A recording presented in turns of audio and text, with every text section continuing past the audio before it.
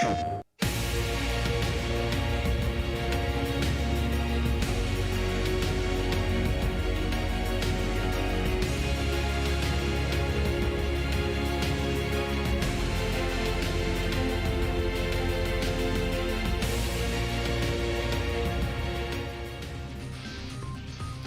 guys, thank you for joining us once again for another top 8 of Under Night action. I'm so excited for this one. With me, obviously, we're going to have some of the best in the business. Ghostada joining me on the mics once again. How's it going, sir? Pretty good. We had a good break, so we're going to be looking at North America, you know, our home region. Yeah. So it's going to be pretty fun. There's one of my friends are in the bracket, so I'm kind of semi-excited. So it's kind of fun. Yeah, absolutely. I'm super looking forward to this one. Yeah, there's some friendly faces over there. You know, NYC Brandon, Big Black. These are guys, if you guys pay attention, sort of the NA tournament scene, these guys are really friendly faces. Like top 8s consistently, constantly making it super high in their locals sort of guys. So expecting some very exciting action with some other names as well. So I'm looking forward to learning a little bit more about these guys as well as we go along. But yeah, this EVO side tournament it's gonna be, I think, just as good as the European one. I'm super excited for what's in store. I mean, these guys playing out for this prize pool you see on your screen right now. Thankfully, everybody getting paid out for making it into this top 8, which is very nice. But first place taking the lion's share of $350. So thankfully, everybody gets to get a little bit for participating, but obviously we're all going to be shooting for that top spot. Yeah. So yeah, I'm really looking forward to this one. Just partly because you know, as much as we were saying before, you know, Europe doesn't get their limelight or anything like that. NA is where, you know, we spend most of our time, where we spend most of our eyes, where the tournaments come in. So it's like, even if we see some, you know, upsets or something like that, it's like people we get to look forward to in the future. Maybe there's names that we learn about today. But yeah, like you're saying, Brandon, although like friendly face, Big Black, friendly face, but there is, other than those guys, just a very good slew of characters, you know. What does it say? Like good spread in terms of character lists. Yeah. There's gonna be I recognize other people as well. Yeah. So I mean, if you're looking at this, you're like, oh man, I want to get into some of the action. We not only do an Under Night, but a bunch of other games as well. So if you guys want to get in on the next time, take a look at down there, compete.playstation.com. That's where you'll find all of the information that you need to enter for your preferred tournaments. And if you want to get some of that money, that's where it is right there, compete.playstation.com. So we're going to get the first one. Sorry, go for it. Yeah, our first matchup, Big Black versus Legendary Boy. So Big Black is like pretty much in this open series for, you know, for all the viewers who don't know. He is the undisputed champion in the entire open series, like in the monthly series that we have at, you know, here. And he's won literally every single one. You're gonna see his win record, or I don't know if we have like his previous win record, but just know that he pretty much, out of like 110 matches, he had 2 losses. Okay, this man is insane. You know, 21-year-old from Florida, a Byakuya player. He is definitely like a rising star player that has been gaining a lot of traction. And yeah, I mean 6-0. So in the qualifiers or all the way up to here. So he's definitely easily the favorite here. And Legendary Boy 22, we don't know the location, but it goes by EVO Toro. So, and then plays Londrakia. A matchup, unfortunately for EVO Toro, or Legendary Boys, that Big Black is going to have a ton of matchup experience against. Big Black has played a certain Londrakia player a ton. And this matchup is, after talking to Fox42, a really good Lond player, pretty much the pioneer of Lond, has agreed that this matchup is Londrakia favored. Really? Yes, neutral is hell for Byakuya. A lot of Byakuya's tools, such as like dash up low, like 2B or 2C, just get blown out of the water by up back jump 3B. 4C can get Reka'd over, can get fireballed. Pretty much like Byakuya's only saving grace in neutral is he somewhat Hail Marys a 6-6C, the ranged like spikes, and if it hits, then he'll get it. But other than that, it's gonna be dash block, and he's gonna have to like really tough it out here. But this is of course all theory on the matchup, right? Yeah, absolutely. I mean, we can, put together a matchup as best as we can. Like you were saying before, Big Black, one of the best players we have in the United States. So that means he's going to have to fight through some bad matchups here and there, and he still always comes out on top in, big tournaments. So starting off strong here, getting in the corner. Just saying, like, this character is very heavy on the momentum. Reset. Oh my! He's Legendary Boy is definitely dead, and he's gonna. This is not BM. He's gonna jump twice for optimal meter gain frame kill, and he's gonna press 5A because the web super leaves at 1 HP. It does not kill, so it's for optimal meter gain for the next round. It is not bad mana or anything like that.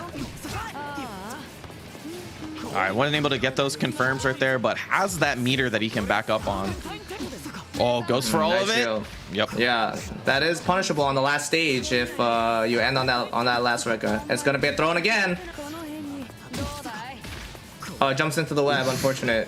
Has to be very careful about that. Goes for gold throw, doesn't get it, and tries to do something at -8. And I believe this will be the round if he does the signature finisher at the end. He might not even need it. He might just do 2-3-6-C. He's gonna do it just in case. Nah, he doesn't need to do it. No worries. You know what Ender we're talking about. You know, with veil off. But no need on this end. Byakuya players love that stuff too. They're just they want to make you sit and wait and watch through the whole nonsense. Yeah. Also, this is for all the viewers. This is first to 3, the entire bracket. Right. Yeah, the entire bracket, and it's a double elimination, upper and losers. So Big Black is up 1. All right, nice combo by EVO Toro, pushing to the corner, but that was minus, but Big Black did not challenge. Counter hit 5B on the fireball. He's gonna carry him all the way to the corner. He's not gonna have enough meter for the web Oki, so he's just gonna be a regular knockdown, and that's it.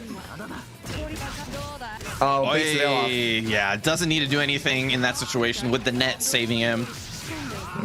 Does have all the resources he needs to, keep this in very high control. You saw Toro there looking for something.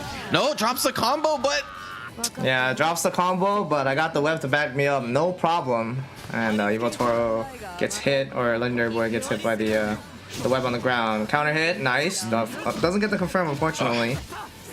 Blocks the overhead. Yep. Very nice. That is -7 to 8, I believe. But it wasn't a punish, since Byakuya 2B is 9.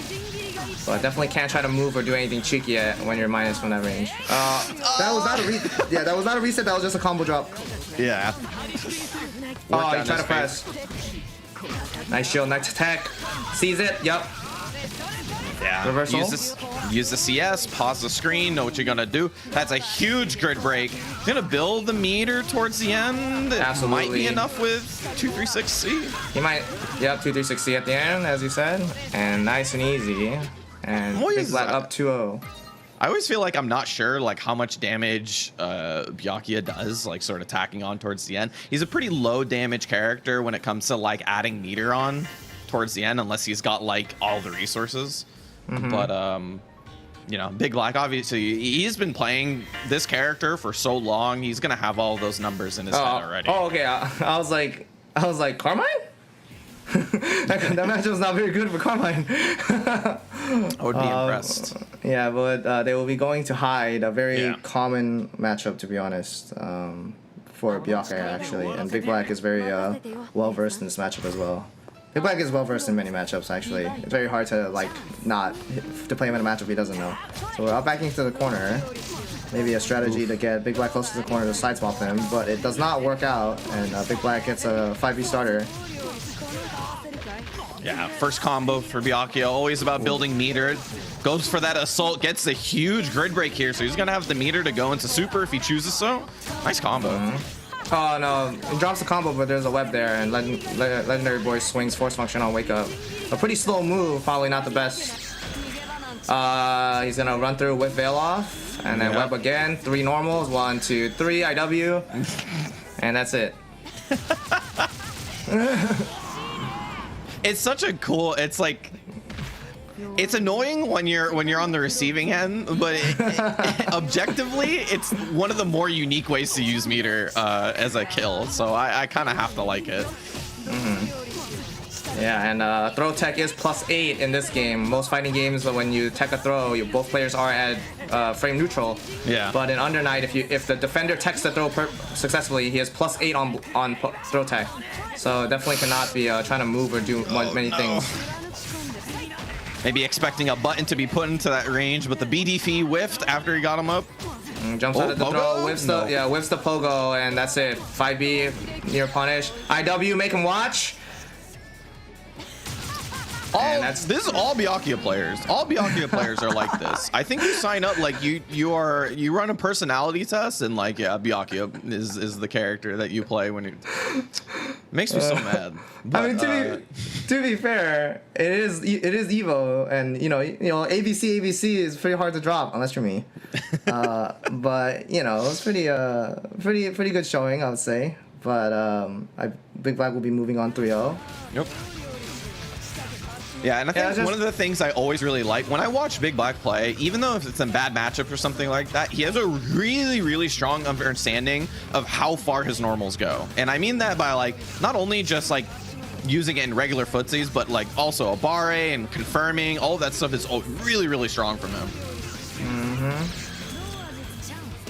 Yeah, this matchup, Legendary Boy did a lot of like jumping around. Typically, jumping is fine, but you want to do low jump J3Bs because the J3B is very strong against Byakuya. Yeah. And Fireball game is also pretty good against Byakuya. And Byakuya is the type of character that actually like really hates characters with fireballs because he can't really like do anything.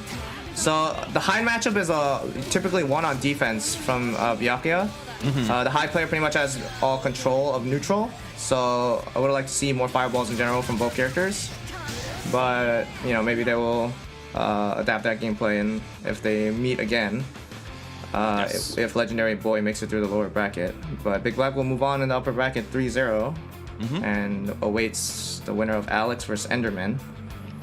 Yeah, so if you're looking at the bracket here, it looks a little bit unique in terms of like fighting game tournaments. We are doing a fresh top 8, so that means everybody starts up on the winner side, on the upper side, and then everybody will drop down to the lower side when they lose. So everybody has basically 2 games going into this one. We will not be seeing the lower bracket matches until later, but so every time we get back to that screen, just look down there and update yourself on who's moving on. We'll also be saying it ourselves, obviously. But next up, we're going to have Alex versus Enderman. I believe I have my notes right here. It's we have a Chaos and Nanase. That's what it was. Yeah, right. Nanase. So Chaos player up until quite a while ago. Yeah. But I like to say that you're just expanding your horizons. But from before, well, what can you tell me about how Nanase and Chaos interact? I think, well, first, like, Alex is, well, I was very surprised that this person is from New York because I've never seen them at locals, so maybe upstate New York or something, because I'm in the city. But age 23 playing Chaos is pretty cool, pretty good win rate. So I'm always interested to see other Chaos players. It's fun to watch for me because I started the game playing Chaos. Right, and it's a character that's like few and far between, and I think you can almost say the same for Nanase, a little bit more, but coming out of South Carolina, Noah, pretty young as well. We were talking about that on the Europe side. We were a 16-year-old player who made it all the way in the top 3, and those players, the young players in this game, are always really, really impressive. Yeah, so Enderman plays Nanase. So Chaos Nanase is one of my, unfortunately, least played matchups, but I've thought about it a lot, and I have played it enough. The matchup is typically Chaos favored in neutral, mainly because like it's hard for Nanase to set her TK wins, her fireballs to play in neutral, because what we like to call the dog, but it's really a lizard, but like the community just calls it a dog. Or Ozzy, the pet, is really good at policing people from far range. Right. And he also has like 6C to reflect fireballs and stuff like that. He has a lot of ways to contest in neutral. But if Nanase gets in mid-range, it can actually be really difficult for Chaos to contest a lot of her pressure options. But we're going to automatically see up back Ozzy. And this is unfortunately the mini game that Enderman has to play. If he does not get past the lizard, he does not get to play the game. But Alex does not block the overhead. And tries to wake up Unfortunately 60. dropped the combo, but was able to run in time to get that 5B. Oh, we are just running the RPS. Why not when you have the meter and CS behind you? And that is it. That is definitely. Oh, at that range, I believe that was even +1 or 0. But you know, yep. Overhead blocks it. There's no low follow up, but whiffs a crouch shield and then tries to press a button after and gets countered by 2B. Yep. Whiff throw +2. Don't forget it. Starts off strong once again. Yeah, so Sword Car is actually, like, her diving car move is actually very annoying for Chaos in this matchup. Mainly due to it having such an active hitbox. It can kill Ozzy, the pet, and also punish as you saw right there. Thank you, Enderman. I appreciate the demonstration. Yeah. But yeah, I mean, as long as she has the meter behind it, I wouldn't see why he'd be afraid to go in like that as long as he's finding the right time. Yeah, but this is where Chaos gets very oppressive. Chaos has access to many plus frames, and pretty much it's 2-on-1, especially when you're near a corner. This is rough.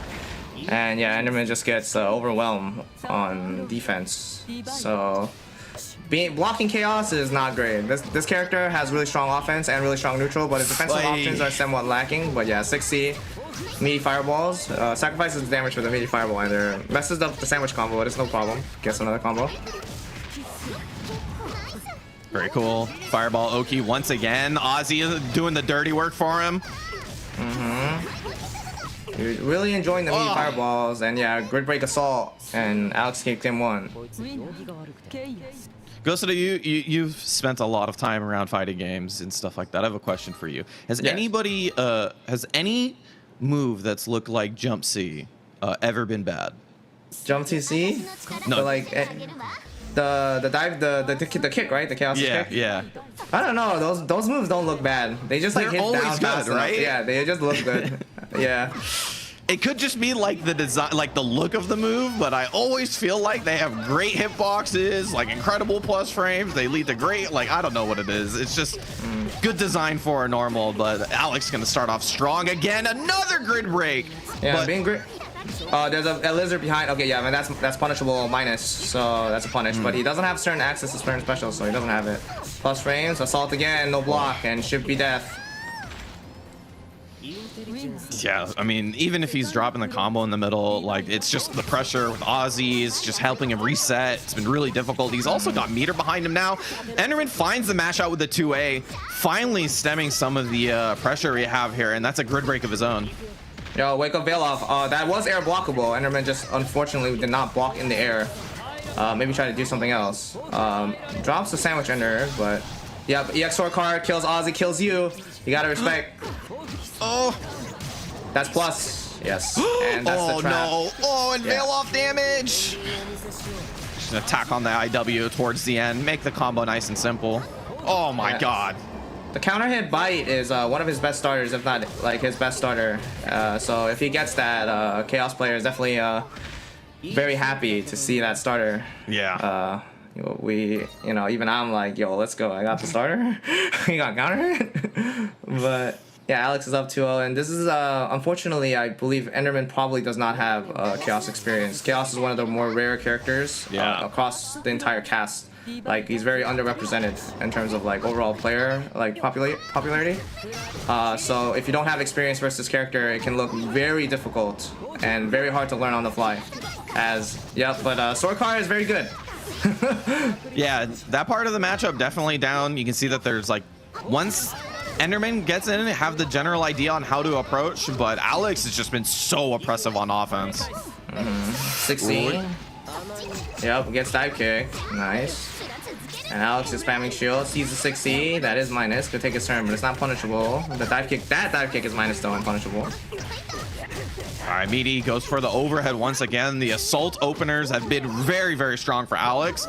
Pressure continuing, that meter, that CS, making it so difficult for Enderman to come up with a response at the moment. Yeah, and Alex is very content with just resetting to neutral, but rolls in and doesn't get punished and starts to pressure with 2B, backs up.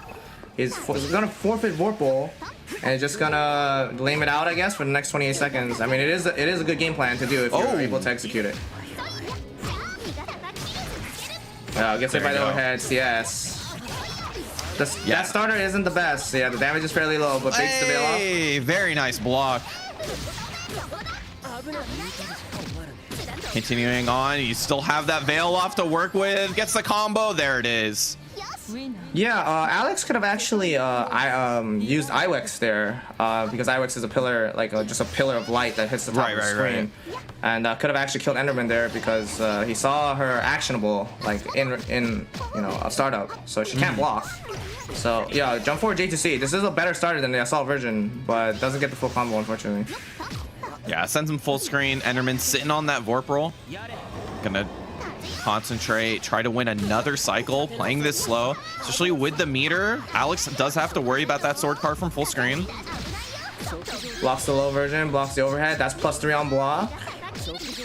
Overhead block, that's minus. Yep, and punishable. Yeah, doesn't get the full combo afterwards, but pretty much weathered the entire storm from Enderman. Up backs, and there's a lot of a slower round than we in the previous one. Tries to 60 the dive, but doesn't get it. Okay. Oh no, huge grid break, and that's gonna be the free cycle. Gonna spend it there to get the combo. Blocks the overhead, blocks this overhead. That's +3, and grid break throw. Nice reaction. Sees the green shield. I'm gonna toss it. Yeah, good adaptation from Enderman there. There's been a lot of shielding from Alex, you know, obviously so. Whenever you're not doing, you know, certain things for Nana, say there's a couple of shields that feel pretty okay, but finally able to punish him for it. And for the most part, it felt like after like when Alex didn't have resources, sort of, and Enderman did, it felt like that they were unconfident. Is unconfident a word? Not confident. Sure. It felt like they were not confident in neutral because the sword cards were kind of eating them up, even in games where they were winning. The main thing is like when you end an Aussie string, you cannot be greedy and start a new one immediately because typically you will be minus. And so if she just slams sword card and you do Aussie special, you lose straight up. It's just no contest. And jumps forward. But Alex's Aussie list has no lizard. Reflects the fireball, doesn't get the full confirm though. Probably gonna try to. Okay, jumps over the fireball. He needs to try to resummon Aussie here soon. There it is. There it is. Yeah, but he just gets it by sword card raw. Wasn't able to pick up the combo entirely. Gets out of the corner. But Alex able to pick up CS there, but not before getting hit. Gets hit by the overhead, trying to move forward. I believe that was just not a crouch block. Gets hit by the overhead ground bounce. Has to adapt the combo. No, it doesn't have the bounces, and that's a punish. You only get 2 bounces off wall or ground in a combo, and had already used one earlier, so. Yeah, bounce start. Oh no. Yeah, I wasn't able to get the full combo off that one. Yep, tagging. Almost a more difficult combo. There you go. Not respecting Aussie. Yep, and that's a punish. Nice bait.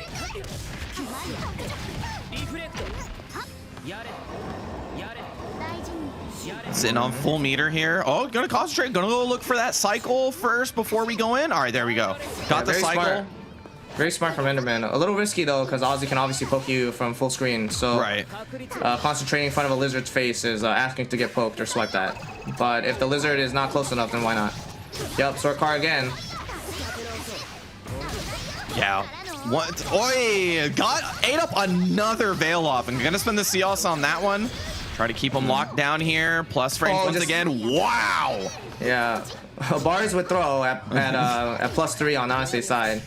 Blocks the overhead, and that's a punish. And that should kill. Should still kill.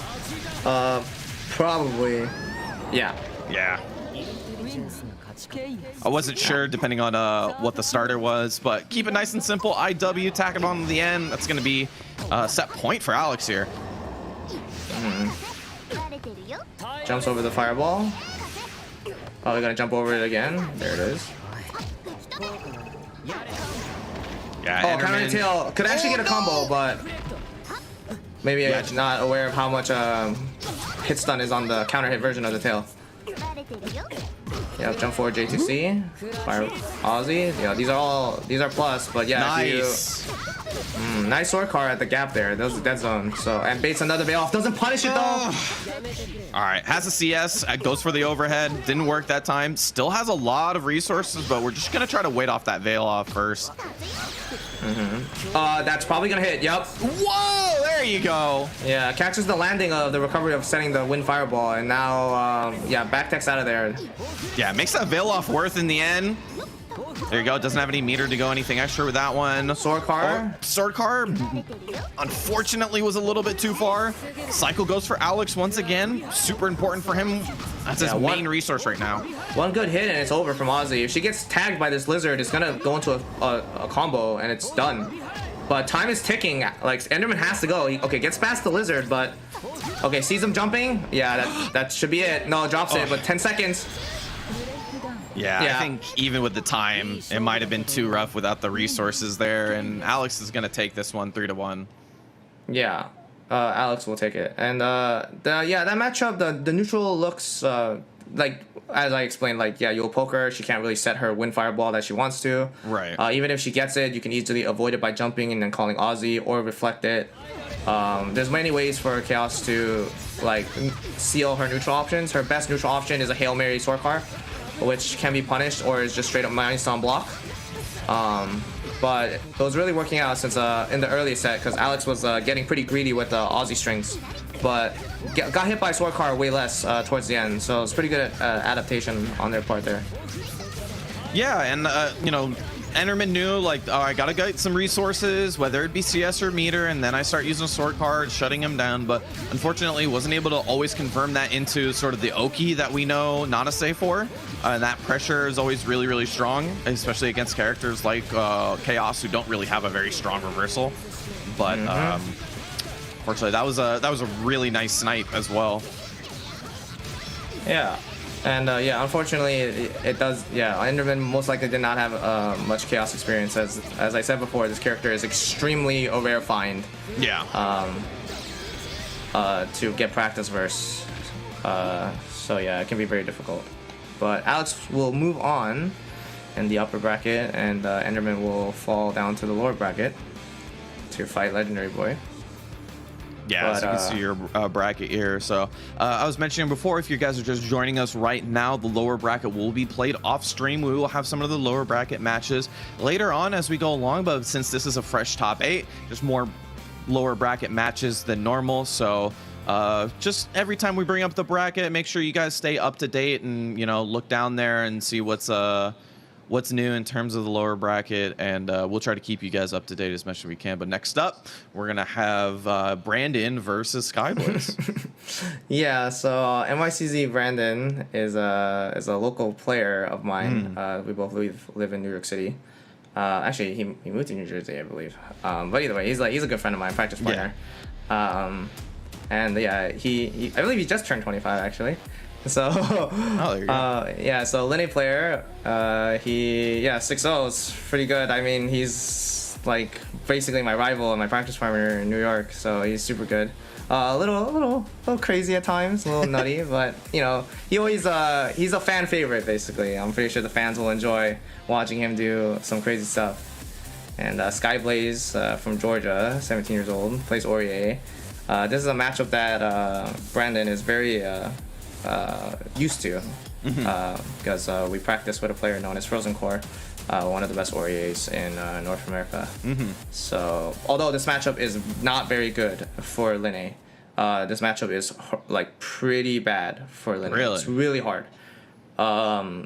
Just up back jump C, assault jump C, like up back persona, and like it's just too hard. Like Linne has a really hard time dealing with people who up back and people who jump. And Aurier is very good, even though many people think like Aurier is like the footsiest walk rape, you know, has like the rapier sword character. Right. You know, I'm gonna footsies you. Like she's also very strong in the air. She has amazingly strong buttons. Yeah. When airborne. Yeah, and it's kind of unexpected, right? Also with force function, has the ability to change your trajectory and mix you up. Has a lot of good moves in the air, and especially with meter, on top of which, if she has meter, her air options become even scarier. So we'll see how this one plays out. But like you were saying before, Brandon, like, not only is he a fan favorite, he's also a fan favorite of mine as well. Like, I just love Lene players. I think that, like, this is a really, really fun character to watch. But the thing is also is that he's not afraid to go for that crazy option that will blow up the one thing, right? Like he'll know what to do, when to do it. Yeah, we see it right there. Brandon tried to contest Skyblaze in the air and just straight lost, trying to air to air. But yep, and there's the Kuga confirmed. He drops the Mugen pickup though, unfortunately. Gets the air to air jump C into dive kick, drops the Ender. Drops the pickup again. Maybe a little uncharacteristic from Brandon. Gets hit by the Persona, backdashes, gets thrusted. Yeah, with the meter behind Skyblaze, those thrusts are going to be much more deadly. Gonna get the pickup. Yes. And Brandon is known for doing optimal Lene combos. He will do literally pretty much every optimal Lene combo. Yep, sees it with chain shift and DPs. It's guaranteed. Oh, overhead. Kuga. No, it's only one hit, so it's very awkward. Trade. Sees it DP. Yep. That's the power of chain shift or having Vorpal. You get access to chain shift, and you can pause the screen and cancel your special moves. And if you have a character with a DP, you can just assess the situation and just immediately DP. That is your reward for playing the system correctly. Doesn't block the very hard to block overhead. Warrior 6B is notorious for being hard to block.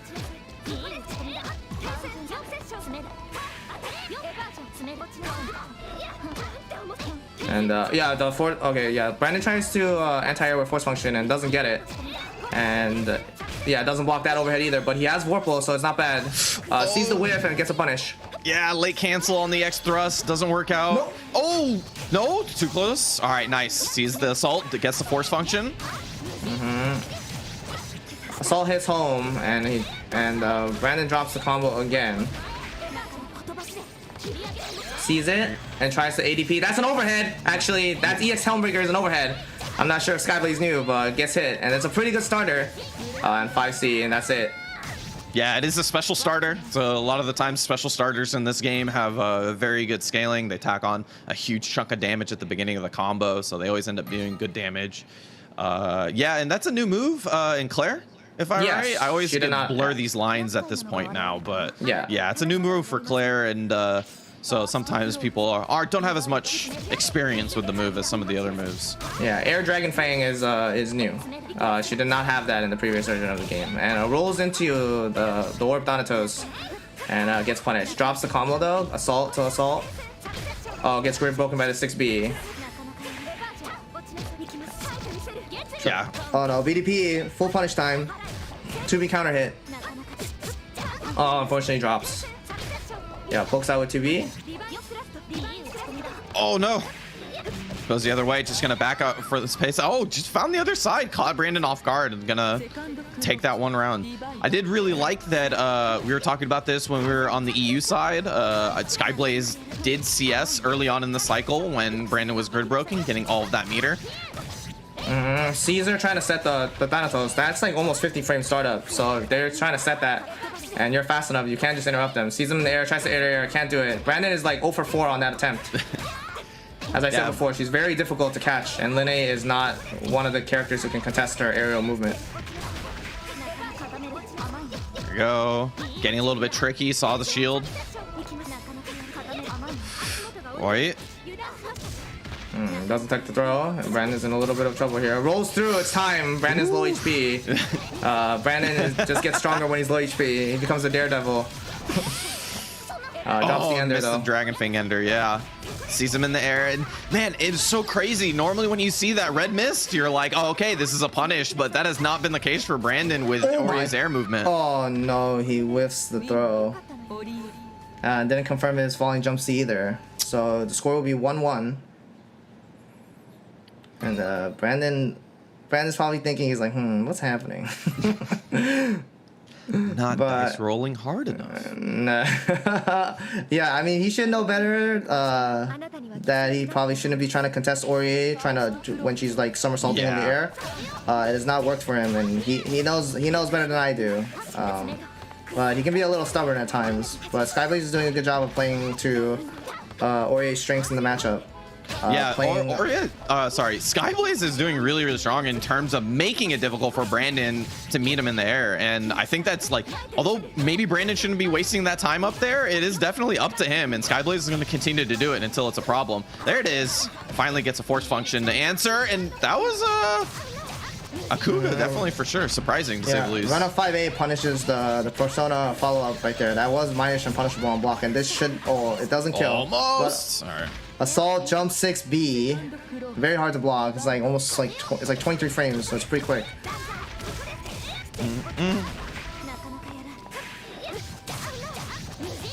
5A on the other side on the lift assault. Nice. Drops the combo, but gets a reset on the Mugen. Not quite. Gonna tech forward. Skyblaze goes out, sees the Thanatos and just blocks. Skyblaze with that meter has a lot of control over the screen right now. 6B, grid break. Oi, this is gonna hurt. Oh, there we go. Nice. Skyblaze finding a way to delay himself in the air long enough to avoid the veil off. Okay, doesn't get punished for whiffing EX Mugen. Takes the gold throw, tries to run up throw, 5C. Ooh, has a chance still. No meter, but that's the first hit that he needs. Oh, wasn't able to get the full combo. Yup, can't assault at me. Brandon has very good reactions. Jump C just hits home, no confirm. And a roll up to the other side. Brandon was able to clean it up. Scrambly towards the ends there, but Brandon finds a way each and every time. You were saying before, Brandon, once he goes lower in health, he definitely gets a little bit more gutsy. You might not expect what he's able to do in those times. He definitely plays with the I have nothing to lose mentality, and when Brandon has nothing to lose, he is the most scariest player on the stage. There you go. Nice button press from Skyblaze, mashing out. Wasn't able to get the combo off the Thanatos. Rolls through, very nice. Yeah, you can roll through the follow up and try to punish her or take your turn. Yeah, catches the backdash. Where are you going? Oh, he ends on the other side. That's ADP. That was ADP, not BDP. That's not invuln. But Brandon did it anyway. Okay, he's gonna spend meter. He messed. Yeah, the up back JA is a whiff the Dragon Fang. Yeah. It's the Helmbreaker move. It's normally the new Ender to get a better knockdown, but whenever they up back and whiff it, you know that they messed up that input. Because it is a TK half circle. It is somewhat like harder to input than most inputs. Yeah. Sees it. Yep. EXCN. Nice. This is one of the things I really do like seeing Brandon. Brandon's put a lot more EXKN into his game plan, and it's it's unsurprising, but it does lead to a full combo. So it's like just optimal use of meter in that situation. Yeah, Skyblaze is gonna back off here. Pretty good at running away from Brandon and annoying Brandon, but gets dash 5-8. He's not gonna die, and he's gonna have 200 meter on wake up. But the next just gets hit by Jump C Raw, and that's it. Most likely, yes, and that is it. Yeah, I mean, Skyblaze is playing like pretty well, but the problem I feel like he's just stuck on his meter. Like his meter was at 200 for far too long. Orie. To be fair, Orie's meter usage is pretty hard. Most of her meter is used to hit confirm, or to dump damage at the end of the combo. Her main neutral uses of meter are the air EX ball or the air EX 214. Which I believe we saw like once or twice. But yeah, Orie mainly uses her meter to hit confirm or to get a bunch of damage at the end of the combo. So it's harder for her. Yeah, Linne has more uses for meter like across the board, for sure. Oh man, I mean EX Kuga might be one of the best meter usages in the entire game in terms of what it offers and how many different situations it can be used in. But Skyblaze definitely putting up a really strong fight. I mean, for the most part, is making it so difficult for Brandon to even get like a footing. It was really when Brandon was able to confirm those straight hits that he felt he was in control. Yeah, the Skyblaze really just like did pretty well at just running away and like annoying Linne. Like she's very good at just being like, nah, I'm gonna reset to neutral. No, I'm just gonna go in there. No, I'm just gonna press a button in there and you're not gonna do anything about it. But yeah, Brandon will move on in the upper bracket, and Skyblaze will go down to the lower bracket. So we will perhaps see more of Skyblaze in the future, but the next upcoming match will be Cloud Lake Jester versus Borderlands. Yes.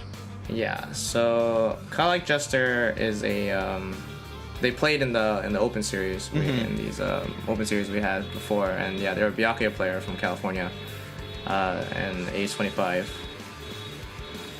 And Borderlands is a Merkaba from also Cali, I believe. Yes. They were a pretty strong Merkaba that I've heard stories about in the past, but I think they went missing for a bit, but they are back, and it's good to see because a lot of the West Coast Merkabas kind of disappeared. And I mean, look at the win rate. Yeah, that's the win rate of entering one of the open qualifiers and going through the whole thing and winning it. Yeah. So this is, as you were saying before, it's going to be Byakuya versus Merkava. It's a matchup that we see quite often at high level. We got a lot of good Byakuya and Merkavas at the high level, I would say, in the United States or in NA in general. So just really quick, break down some of the interactions that are very common in this matchup. I'm not gonna beat around the bush. This matchup is awful for Byakuya. It is almost unanimously agreed, 7-3. Byakuya, Merkava favored. Yeah. Byakuya players hate this matchup. There was a story at EVO 2019 that the legendary, the best North American Merkava player, Breaker Dave, played the 2019 EVO champion Clear Lamp in casuals, and it was Merkava versus Byakuya, and after they played that, Lamp apparently had said this matchup is no future. This matchup is no future for Byakuya. And I'm sorry to say this, but Byakuya did not receive any buffs in this version that helps him combat the problems that he had in the matchups in the previous version. While Merkava has received more aerial movement options to make Byakuya hate the matchup even more. So unfortunately, the matchup has only gotten worse. Yeah, that was a pretty common thing in the Claire update, is a lot of characters got extra movement options in the air if they already had some. But yeah, I mean, we'll see how this plays out. Like you said, at least one of the good things is that there is a lot of footage on what this matchup looks like. So hey, if you want to be the 3, now this time to do it. Yeah, and that is +1, but I believe there was no shield there, so Borderlands just messed up his button after being +1 from the 63. And there's gonna be a Worm Oki here, blocks the high, blocks the overhead there, plus frames, assault, air to air, nice confirm, wow, the homie's helping out. Yeah, always like a 50-50 on whether that drops or completely works out for them, but Borderlands starting off strong on the first one. So this game plan of Merkava, essentially Merkava can always just choose to not interact with Byakuya and hop back towards the top of the screen and fly and just zone the Byakuya, and Byakuya pretty much has to hold all of it. There are very little things the Byakuya can do versus Merkava. Oh, unfortunately, wasn't able to get the full combo there. That's a big drop when you have 100 meter as Byakuya. Gets hit by the 3C into the EX. He's gonna set a worm here most likely. Yeah, there it is. And then grabby hands. Yeah, and this is what yeah, and the fireball. This map, yeah, but he's gonna concentrate for the entire cycle. Yeah, gets the cycle. That's a big deal. Making sure that you keep the opponent out of the cycle is a big way to make sure that that matchup stays in your favor. Oh, he's gonna wake up, tried to go for anything that was gonna help him, you know, take combat in this round. But yeah, that's gonna be the first one going to Borderlands. And yeah, like I was saying, one of the good things about like Under Night in terms of how to approach bad matchups is there's always that sort of base fundamental of like, let's wait until I get CS, play it safe, play it slow, and then, you know, once I get that, I get those extra options, I keep the opponent from those extra options, and it becomes a little bit easier. And since Borderlands was or is a West Coast Merkava, Breaker Dave has pretty much kind of pioneered / invented the playstyle of how to fight Byakuya, the non-interactive like neutral style, right? And has kind of like spread the knowledge to all the West Coast Merkavas, and it is widely known like you know, game plan strategy, right? And since Borderlands is one of them, you best believe that they know the game plan strategy that is very effective against this character. Yeah, that is one. Oh, okay. It red beated, but it was for the most part. It still worked out. Little homie got a little hit on the way out. Might have messed up the Oki in that situation there, but finally gets a hit. Is gonna build. No, just short of that 100-meter that he needed. Unfortunately, the fireball does not remove the webs. Projectiles do not kill webs, so Borderlands cannot swoop out of there. That web was actually well placed, to be honest, to stop Borderlands from getting out of the corner. Pick it up. Assault hits raw, but no confirm. Yeah, that's the new move that Byakuya has gotten. The web teleport follow-ups. Man, Cloud's getting the hits, but he needs to convert that into the super. I mean, I say need, but really doesn't if you're looking at these health bars. And Borderlands, Merkava has made it to the skies and has gotten out of the corner. The moment the Merkava gets to the skies, the Byakuya is like, oh man, I've let him get away. And I'm not kidding. Counter hit 60B. There's some warm hits in this too, so the combo is going to be prorated. Probably has to cut it short. Yeah, Borderlands knows better than I do. More homies on the block. Oh, doesn't get the punish on the veil off. Got hit, wasn't able to get the combo, but the slide in at the last second. Cloud able to tie up the round count here. Hopefully trying to tie up the game count in this third round. Yep, can't do that. The skies are mine. I'm the monster that can fly. You are the spider that must be on the ground. Unfortunately, that is the matchup. But the nice side to this is that when Merkava flies in the air, he bleeds grid. For people who don't know, when he's in the air, he bleeds grid at a gradual rate. So the Vorpal cycle will go to the Byakuya if not all the time. Nice jump B. Yeah, wasn't able to get that 2-2C to hit, so no homies, especially after getting hit in the corner. Has the meter. Tech forward, gets out of the corner. Oh, move once again. Oh no, that was a cool combo throw, but Borderlands is getting caught in the scramble sauce right now, trying to find himself. Oh, panic from both sides. Did not stay put through the Rekkas. He had meter afterwards, so it wasn't going to be the scariest thing in the world, but yeah. So just like most characters, like Byakuya, a lot of Byakuya matchups, like he pretty much can't do much in neutral. Yeah. Has to like pretty much do, like, he doesn't have fireball, doesn't have like crazy like whatever. A lot of Byakuya matchups are very patient. Like all Byakuya players are essentially like the most patient people known to mankind, because you can't do anything as this character in neutral anyway.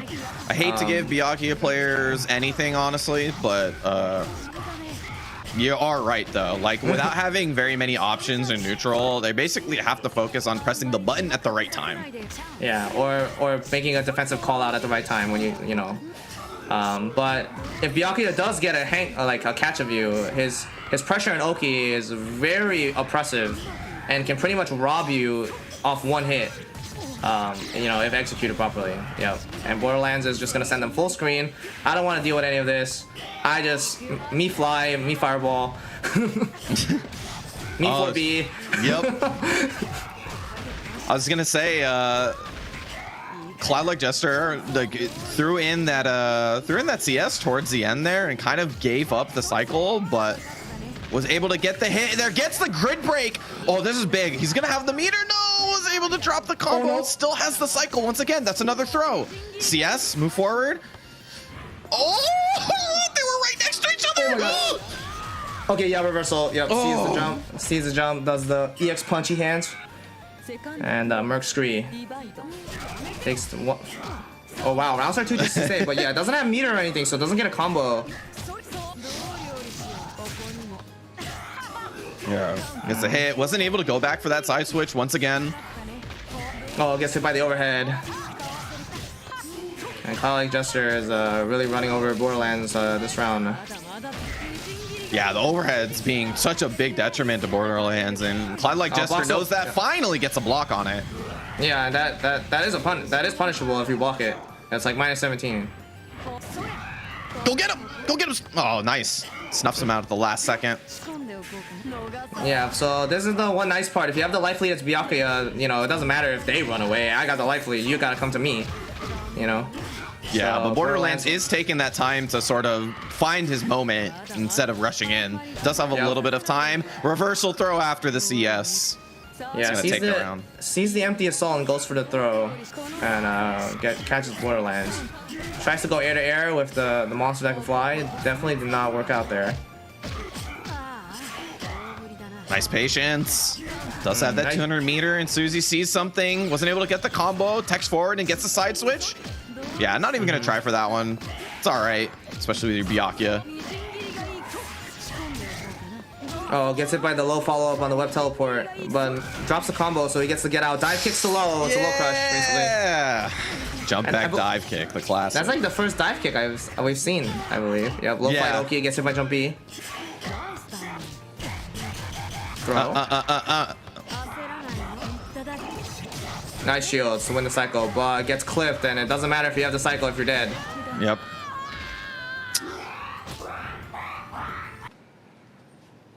Yeah, you're really I think you're really sort of seeing that the difficulty for Cloud is just the complete lack of being able to set the pace, which is usually like the Byakuya thing, right? Like he usually waits for his moment, gets the hit, and then the pace is all his, and like that feels like it's impossible right now.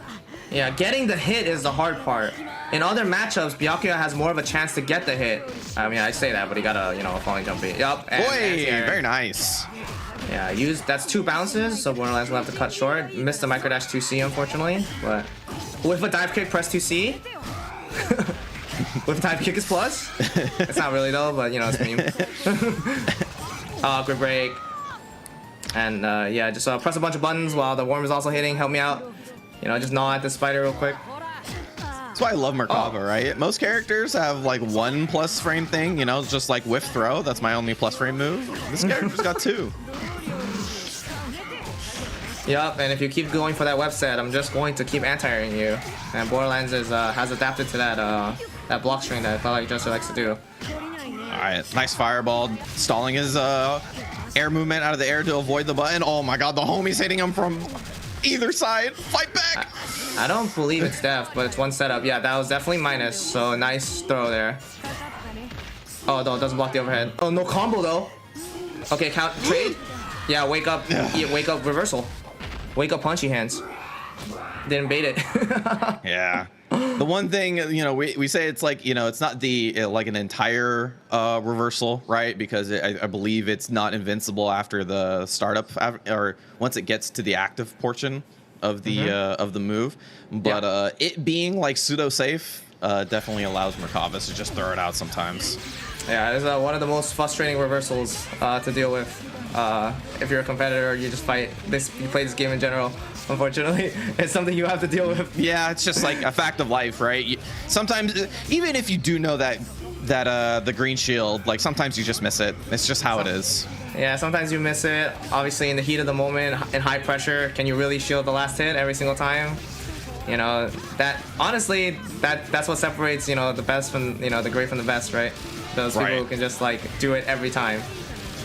Yeah, those are the people, like at some point they've become so well versed with so much of the game that they start practicing the minute interactions. And when you get to the toppest level of this game, that's really sometimes it comes down to that one interaction, that last moment. And we've definitely seen tournaments won and lost because of it. That's for sure. EU earlier today.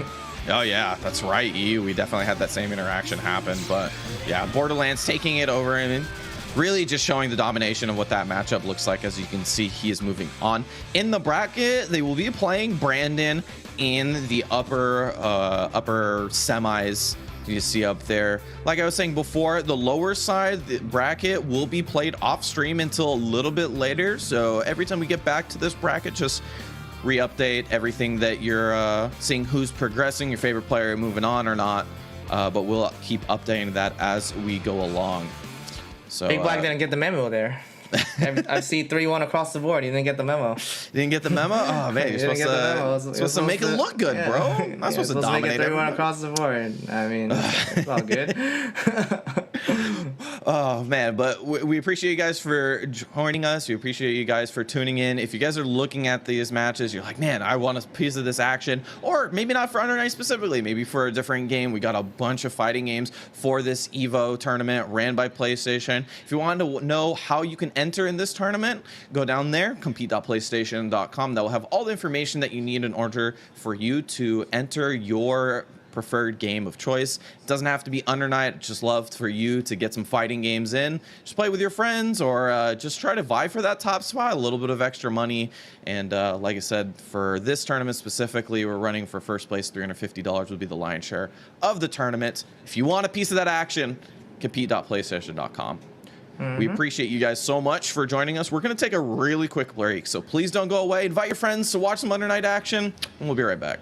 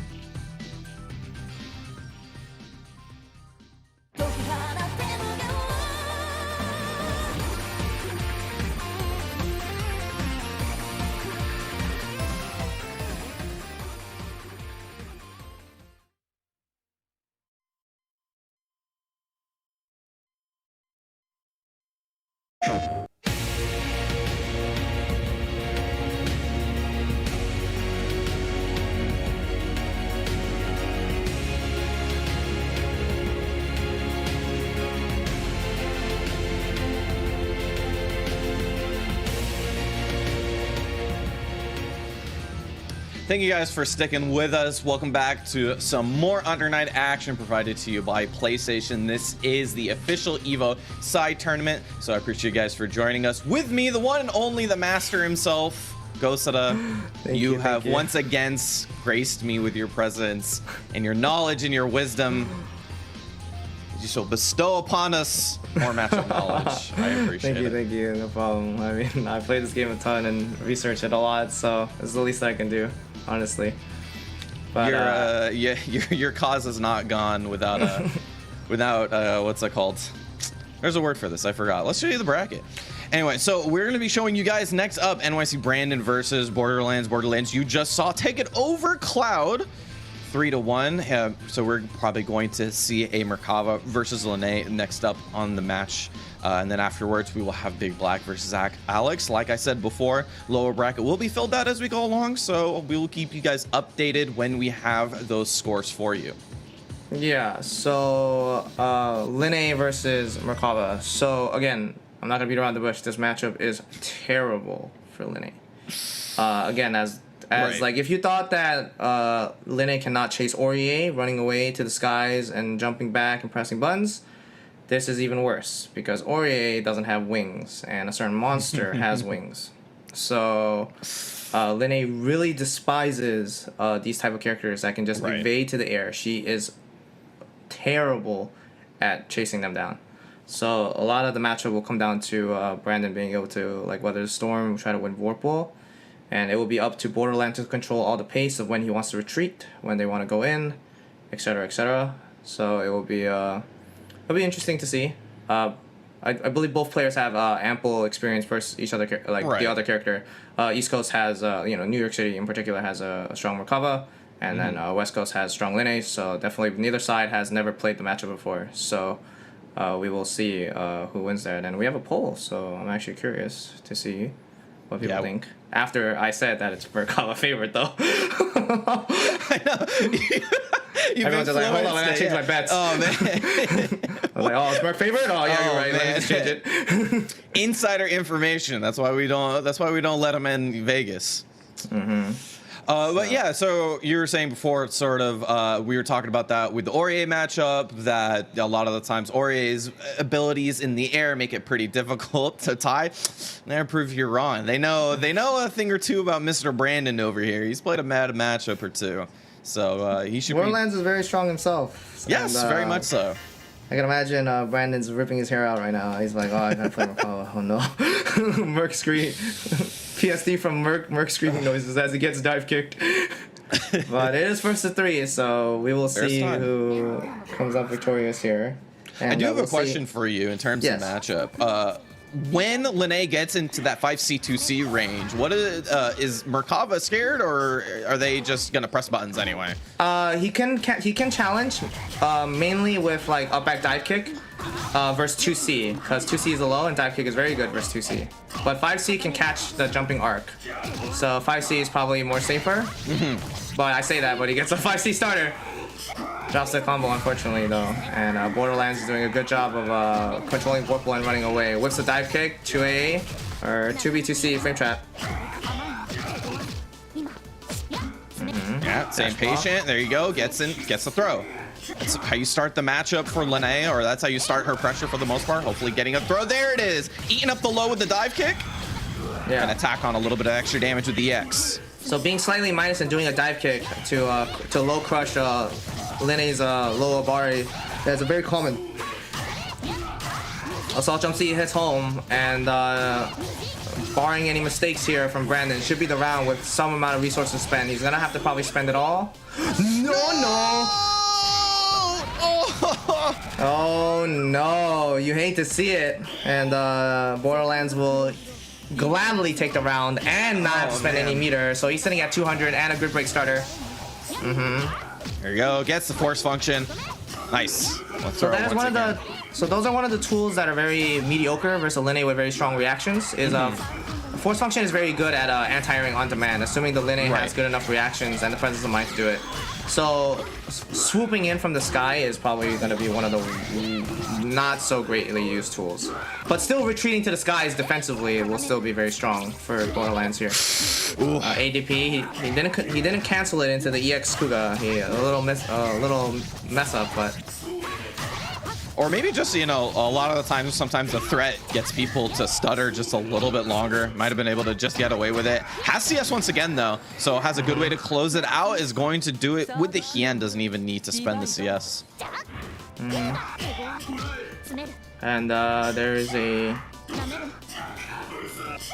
Yeah, so Borderlands playing really patiently. Nice. Yeah, but really nice dash, Kuga dash. Alright, nice trying to match pressure. with the dive kick. Oh no!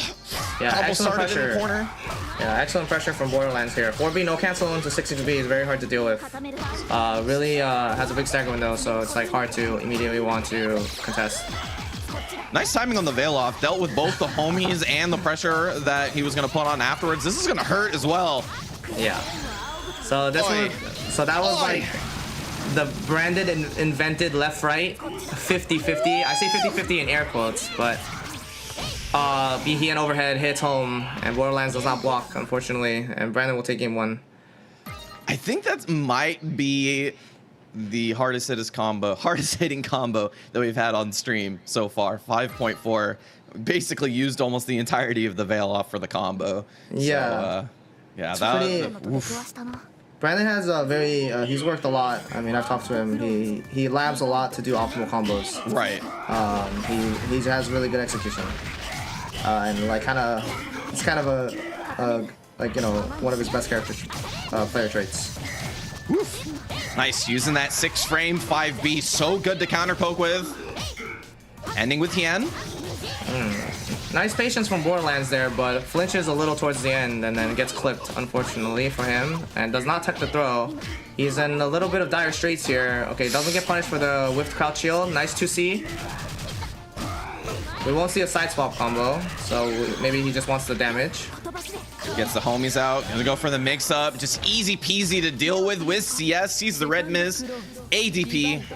Yeah, ADP is frame 1 anti-air, so, and you could cancel it into an EX special for a combo. Jump C. Nice! Oh! Not quite. Yeah, not quite. And Borderlands is gonna try to retreat. Oh, okay, does not end up retreating. Okay, pokes out. Very nice. CS spent early in the cycle though, so they'll be able to fight once again. The too high for an combo extension, but still gets his turn. Nice grid break, and being grid broken versus a combo and a zoner in general is hell on earth. Because the main thing you want to, you know, leverage is the system and grid, and you can't do that when you're grid broken. Oh, trade. Gonna press buttons afterwards. Still have to worry about that CS. There it is. No, wasn't able to do anything Punish. with it. Yes. Yeah. As you can see, the DP is too short. Like it won't reach. She has stubby arms, little children hands. I feel like Brandon was trying to make a point. Yeah. Like, I can't reach. Get back down here. Yeah, grip break throw. I mean, grip break assault. Oh, whiff bail off. Nice. It will not be death, but it's gonna hurt a lot. Borderlands still has a chance. Oh, run up throw. Yep. And gets dive kick OS and gets the throw punished. Yeah, very, very nice. I think finally getting that Dragon Fang Ender. It's been eluding him for a little bit now. But, you know, man, just making it so difficult. Borderlands just jumping out in that jump back position. Like you're saying before, he is giving up grid, so that is something that Brandon can hope for. But here you go. Hien Ender once again. Yeah, nice shield from Borderlands there, but unfortunate 2C gets hit by the weird Kuga hitbox. Oh, almost got the full combo there, but the conversion was sick. I would like to see Borderlands try to get out of the corner. Okay, that's a good way to get out of the corner. Very nice. He's gonna extend the combo. Okay, chooses not to. Saves the Vorpal. Okay, yeah, veil offs the overhead. So and it's gonna be wake up hands and the punching hands. He's going for the optimal. Oh, this is so got it. much damage. Yeah, shake the baby. Punish. Okay, no punish, but that's okay. It was a bait. It was a bait. Okay, nice patience from Borderlands. Pokes out with 2C. Doesn't get the pickup though with BDP. Nice patience from Borderlands. Stayed patient in the scramble. Get the BDP out of there. Brandon does have meter. Nice tech throw. Ooh, returns a favor. Oh, gets clipped. Tech's the throw. Nice tech from Borderlands. Dive kick. Is retreating to the air. Resets to neutral. And grabby hands. No, EX fireball. Oh no. Wait. No. Oh. And DOS boot. And foot to the mouth. Oh man, the dive kick from downtown. That will take the round for Borderlands as he's trying to get a number up on the board. Oh, counter to 2C. Max range. Cycle to Borderlands. Rewarded for patience. Dive kick whiffs. Tried to press the button and got hit by 2A. Dive kick whiffing the button is semi-real, to be honest, and it's kind of annoying to deal with. Yeah. Dive kicks in this game are very shallow, so you know, in certain ranges you almost never expect them to whiff, and then they always end up doing sometimes.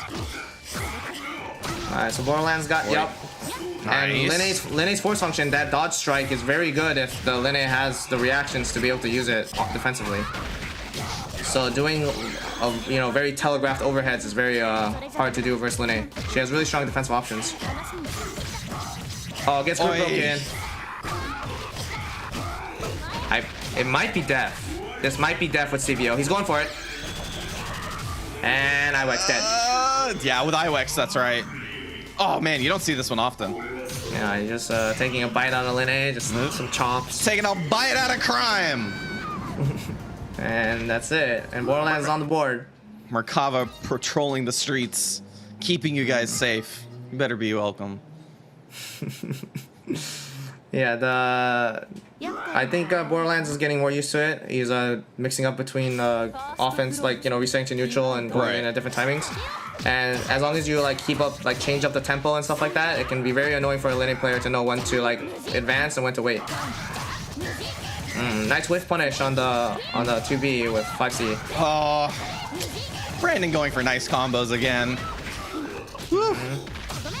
Nice throw. Nice tech. Oh, no DP though. Maybe missed input. Oh yeah, no 5C counter hit confirms into grabby hands. Nice confirm. Hard one hit confirm.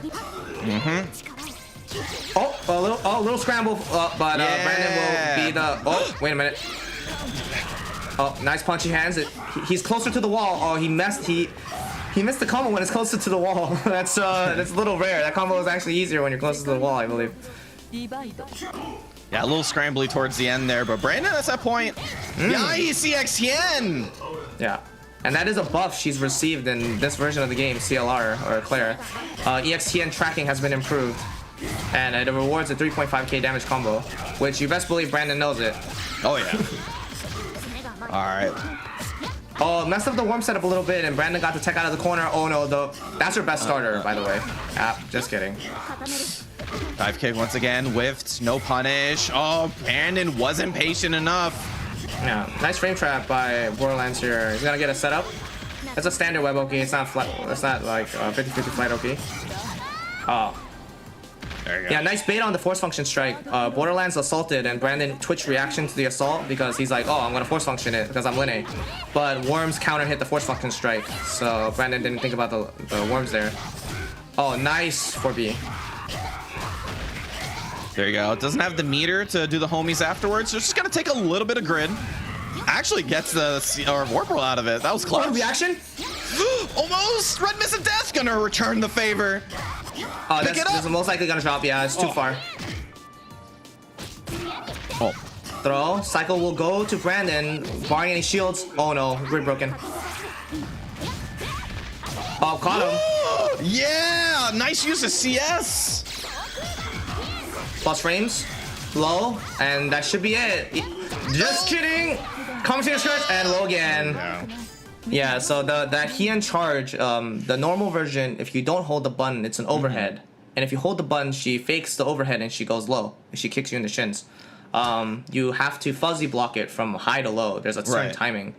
It's a set timing. If you just practice it, you can do it. But in the heat of the moment, it's hard to do a timing specific block. So, you know, those are what I like to call like game closers, right? Yeah. Your pressure shouldn't revolve around it.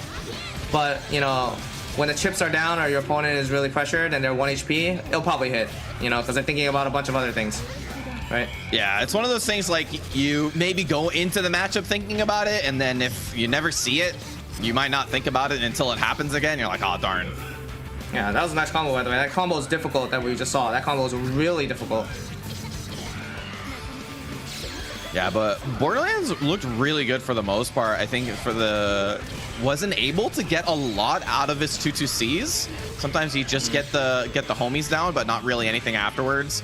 And that's kind of where Merkava likes to shine, like put the Oki down, run a couple mix-ups, but Brandon's defense was pretty good. That was really nice. Using the CS, pausing the screen for just a second, and then running under and getting the combo. That was really good. And that was what you were talking about, the charge BKN ending the round in that situation. Yeah, it's the low version, and Brandon has got the memo. 3-1, I got it. But other people, I see 2 other scores that forgot the memo, but you know, I like to see a 3-2, which we saw down there. But we're gonna have a Big Black versus Alex next. What was it Byakuya Chaos? Yeah, right? exactly. Yeah, Byakuya Chaos. Yeah. This is Dash Block Simulator for Byakuya, like most matchups. Yeah, exactly. Yeah, unfortunately, everyone watching will probably hear me say, but like Byakuya, that character very like struggles in neutral, but is extremely rewarded on hit. It has really messed up web Oki and really strong web Oki, and it's like one of the best characters at like robbing you. Like Byakuya can have 1 HP. He pressed one button and you got hit by it. It's time. Like you can just lose.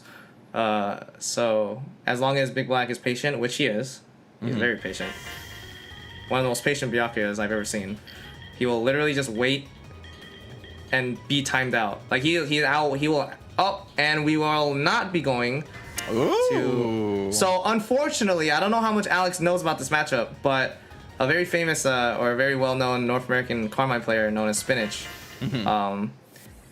This matchup was 7-3 in ST in the previous version. It is slightly in the favor of Byakuya. Now this matchup is slightly improved in this version due to certain changes, due to the patch changes. But this matchup is still not good for Carmine. Interesting. So yeah, if it comes up, I will point it out. It is hard to explain. But I believe Big Black will display why the matchup is not very great for Carmine, as he's off to a great start. I like the patience from Alex. Assaults out and gets his turn, but tries to take his turn at minus frames, so we'll get punished for that. Yeah, maybe, I mean, for the most part, like, your patience as a player a lot of the times increases as better as you get. You realize that a lot of the times it's best not to do anything when you have the lead. So you're seeing that from Big Black. Just standing at that range that he knows he can control versus Carmine, letting Alex hang himself, and that's what that first round looked like. Yeah. Big Black is the type of player that is very, will just wait. As he is like kind of like the king of like these open series things. Nice 5A. And Alex has been really struggling to start his offense. I would like to see some just like, you gotta, Carmine, you just gotta go. You gotta use the blood specials, gotta get the plus frames, you just gotta, run that offense. Yeah, just gotta try your best to overwhelm your opponent as soon as you can, because otherwise nice shield. Yeah, that is the annoying part of that web Oki. The top web, you must block it. You must stand to block it. So if you abari out and you press a standing button, you're gonna stand up into it and get counter hit. Yep. It is very annoying to deal with, and this is. And yep, dash through EX, and game 1 goes to Big Black. Yep. It's pretty common Byakuya gains there. I mean, that's what we're talking about with the character. Unfortunately, doesn't have that good of a neutral as you're saying before, but really excels once they get the hit. They're rewarded in a multitude of ways. One of the best meter gains for their combo, yes. Has the ability to chain situations into one another, basically getting combo into web Oki with meter and just making it a living hell to get out of the corner. And if you're a character like Carmine who doesn't really have that sort of like strong reversal that gets you bust out, it might be difficult. Okay, nice TK6B route. It definitely has the combo routing. Okay, wheel, starting pressure, frame trap, no bite. Yeah, run up 3C, but doesn't get bite. Oh, nice counter hit 2B. Back dash, keep the corner, uses the puddles. Yeah, so one of the flaws of Carmine, unfortunately, is that this character bleeds grid so fast. You do one wheel, bye bye Vorpal. That is the price of plus 72 special moves. Is that an accurate number? Plus 72? Yes, it is. It is high double digits. No, it's not plus 73 or 71. I believe it's 72, but I could be wrong. But at that point, who cares? There you go. Nice. Finds the gap. Gonna use the super to blow through it. Nice. Had the CS. Black did not respect it. Ran up. Got the throw after the CS. Misses the dash C and gets punished or button, but Alex unfortunately drops the combo. Carmine combos are fairly difficult, I've been told by many Carmine players. Yeah, so I believe them. Sets the web, and the web on top is pretty high, so even, yep, and that's a combo if you get hit by the overhead. He planned that ahead of time. Yep, has the meter to work with. Doesn't decide to use it just yet. Oh, no. All right, had CS still. No combo. Yeah, that's gonna be a whiff punish. It whiffs the dash C or the 6C, and Big Black sees it, whiff chain shift, and he easily will whiff punish the whiff normal. I'm impressed that he still pressed the button. Just knew exactly where the hitboxes were. Yeah, Alex is gonna be in web Oki here. Ooh, yeah. All right, time to set up. He messed up, so he's gonna go for 2 web. Yeah. One's gonna keep him at least locked down for a second. Yeah, nice patience from Alex here, but Alex is gonna have to, remove the top web. Again, that situation happened again. If you don't remove the top web and you press a button that's standing, your head's gonna stand into it and you're gonna get counter hit. So you're gonna have to stand block to remove it. Which opens you up to getting load. Yup, run up, bait the veil off. Yeah, and I think with the resources at hand, that might be a cleanup as long as we don't have a drop. There it is. That's going to be 2-0 for Big Black. You're seeing, for the most part, like, as soon as you see Big Black set up the web Oki, even in that situation a second ago where he kind of messed up one of the webs, just sitting back, staying patient, a defensive-minded playstyle first, baited out that veil off by doing, run and jump back, like, very, very non-committal sort of play style on this one, as he went back to the character that we saw him originally start this top 8 with, Chaos. So how is that gonna differ in terms of how Byakuya approaches? Byakuya, well, as long as Alex, does the standard game plan of like run away and zone with the lizard, it will be a lot of dash blocking, as we see. But Chaos has even worse defensive options if he's stuck in web Oki. So if Alex messes up here in neutral and gets caught, it's going to be even more lights out than what happened before, unfortunately. But he has way more neutral strength and offensive strength with Chaos. And the matchup is considered even, in my opinion, as I do play Chaos. Yeah, Alex, as we saw before, likes to go for that fireball Oki quite a bit, but unfortunately gets opened up on that one. Gonna get carried towards a corner, just has the meter for it. Not quite. Yep, Barry Lizard. Plus frames on the Lizard, 2C. Yep, nice up bag, crushes the low. Alex is looking a lot better here. More comfortable, it seems like, which is a good thing. Nice 6C, and that should be the round. Yeah, attack on the super to make sure that we clean that up. Yeah, Alex looking way more confident. And I've always said this, even if you played a matchup that you might think maybe not as good, you're not as experienced, if you play that matchup like with more confidence with your main, you might just be better overall. That defense just comes more naturally. Rolls forward. Alex gets caught on the up back and gets counter hit jump C, and that's full on tech and gets picked up with 5A. So this is gonna be really tough for Alex. Alex is gonna have to hold the web Oki set up here. There's gonna be a total of 3 webs, one on the far, one at the top, and one on their feet. Oh, So yeah, nice. removes the top web. Perfect. So now he just has to fight it out. Nice tech. Very good. Yep, had the CS, so yep, was able to find the gap with the CS, uses the meter to blow through it with the invincibility, and that's going to be set point for Big Black. Alex gets good at this start. Assault hits raw, and Big Black doesn't block it. Yeah, going for the throw, looking for the shield. That's actually like a throw. That's actually like a shield bait setup, that fireball setup. And it will be web Oki here for sure. Yep. And there's gonna be 3 webs. 1, 2, 3. And yep, if the Byakuya player is fast enough, he can get there and throw you before the web's arm. And that is like the main like RPS / guess-ish. Teleports back, baits it, and Yep. And uses CS early on, so is not building any during this grid break, but should be able to get it with just the 100. Yep, that's gonna be it. yep. Yeah. The dominance of Big Black is not surprising. I mean, he's one of the best players, but that looked really, really good from him. Alex looked I swear it looked better on the Chaos. Like, just looked more comfortable in neutral. Even on defense, was a little bit more comfortable with just sitting out and blocking. Even though, like you were saying before, like Chaos doesn't have as good defensive options as Carmine, but like was just more comfortable in that down back position. Unfortunately, maybe a little bit too late. Maybe should have stuck with their guns early on. As you see right here, we're going to go to the replay. Alex did start the game with Carmine, but for the most part, it looked the same for Big Black. Just getting the hits, getting the Oki, just rinse and repeat. It's what this character's all about, really. Yeah, I would have honestly, with that type of showing on the Chaos, I honestly would have thought, like, obviously hindsight's 2020, but I think Chaos would have been the move. I don't know what the logic or the thought process behind the Carmine was. I think the Chaos was looking pretty good, or I mean the Chaos was looking pretty good.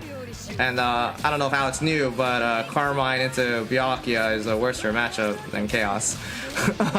So, but Big Black did not display why the matchup is very bad for Carmine, unfortunately. It is like a semi-specific, like a specific thing, but it is a really big nuance. Yeah, I mean, for the most part, we saw a pretty standard gameplay from Big Black. Standard in the sense of, like, this is a pretty common sort of, you know, work in neutral, get the hit, convert it into Oki webs, and then, you know, work on that as he did that for 3 straight. And this is the matchup I think we expected, given the names, given their prestige in tournaments and in locals. We're going to have Big Black versus NYC Brandon in the winners finals. Yes. And the lower bracket will be played off stream, but we will have that updated as soon as we can. Yeah, exactly. So once we get those lower bracket matches filled out for you, we're obviously going to give you that information. But if you're looking at this tournament, you're like, man, I want to get a piece of that action. I want to play against these phenomenal players that you're seeing out there. It's really easy. All you got to do is go to compete.playstation.com. All the information that you need for Under Night or any one of the other games that we're running in this EVO series will be all at that link down there. So if you want to get in the money, want to get on the action, easy peasy. Just compete.playstation.com, and hopefully we get to see you at the next tournament. However, until then, please stick with us. We're going to have the rest of the tournament for you in just a moment. I appreciate you guys sticking with us, but don't go away. We'll be right back with some more Under Night.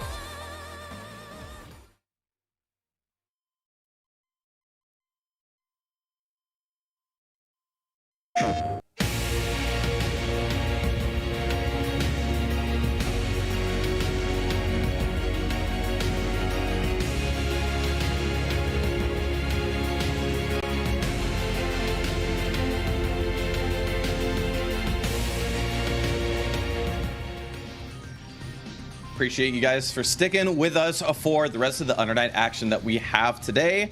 Thank you guys so much. This is the official EVO side tournament presented by PlayStation. My name is Sammy Fish, and with me, the one and only the man himself, Gosada. We're going to be calling out the top 4 for you guys in just a moment. Thank you guys so much. And I think we expected what this winners finals is going to look like. But nonetheless, I'm excited for it as we're going to go along. We're going to get that rest of that top 4 down there. As you can see, Borderlands 3-0 over Enderman, and the winner of Alex versus Skyblaze will be rounding out our top 4 on the lower side. And then we will get to that match right after the winners finals. Big Black versus NYC Brandon is what's coming up for you guys next. Yeah, so they have played before in an open series, I believe. I don't remember which one, but it was one of the more earlier ones. I believe Big Black took that one. Okay. I believe this matchup is even. Unfortunately, this matchup, like, I don't really see it too much because, like, we don't really have, like, Byakuya's in New York, and Brandon hasn't been playing too much, so it's, like, hard for me to have an opinion on it. But, like, sure. The way I theorize it in my head is, like, Lene has, like, a lot of tools, like, such as dive kick.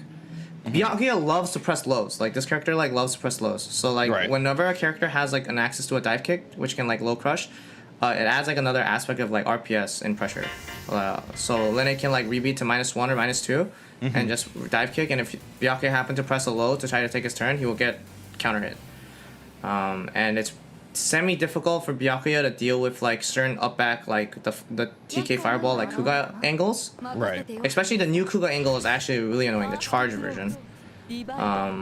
But overall, the matchup should be even, mainly because if Byakuya does touch you, he gets that amazing reward of, you know, I'm Byakuya, aha, you have webs on you. Also, there's this one nuance, or, like, this one little thing where, like, Lene is a short stack, she's, like, really small. Right. So she can't even remove the top web by standing in the web setup. So she just, like, kind of sits there like, oh, I'm too small. Yeah. And chicken guarding in this game is not always advisable. I'd say most of the time not advisable. Let's get here. All right, we're gonna get, this is where we really want the sort of the second hit, or the hit later into the round is the one that's most important for Byakuya. That's when you have the meter, you're able to combo into the net super and get set up in the corner. Just like that, Big Black able to clean up that round. Yeah, I'm not sure what Brandon did on Wake Up there, but he got clipped low or trying to do something. It wasn't counter hit, so he wasn't pressing a button, but he just got hit. Maybe trying to jump to clear the top web? Not 100% sure. But grid break means that Brandon's going to be on another web Oki, and the cycle is definitely going to Big Black on this one. Yeah, that momentum is just so good. Once you have the meter, you're so confident in spending it, because when you get this hit, it's just going to build another meter, or another big chunk of meter. No, doesn't spend it on this time, even though he has a CS, but Brandon able to reverse the situation, gets the overhead CS, doesn't get the pickup. Still in the same position. Brandon has the ability to make the comeback with the meter that he has. Yeah, so that jumping Kuga is, like, very annoying for Byakuya to deal with. And Brandon will take his turn with 2C and drop the combo, unfortunately. Okay, he's gonna back off to neutral. Yeah, that combo's slightly harder, but like you were saying before, Brandon likes to go for the hardest combo that he can do at that moment. Labs his combos quite a bit, makes sure that he knows what's the optimal setup in any situation. So unfortunately just dropped it, and Big Black took advantage. That's going to be the first game going to him. Yeah, so that was a really excellent, he dashed forward to incentivize Brandon to do something, and then walked back and then pressed the button at a timing and counter hit Brandon. So these two players are very patient and are very, like, willing to wait. And again, I say that, and then he swings 2C and he gets a counter hit. But anyway. Miss the ender again. Both sitting in neutral, so just going to CS to take that little bit of advantage. Nice shield. Yep, nice throw here, and he's going to get one web. He's going to wait.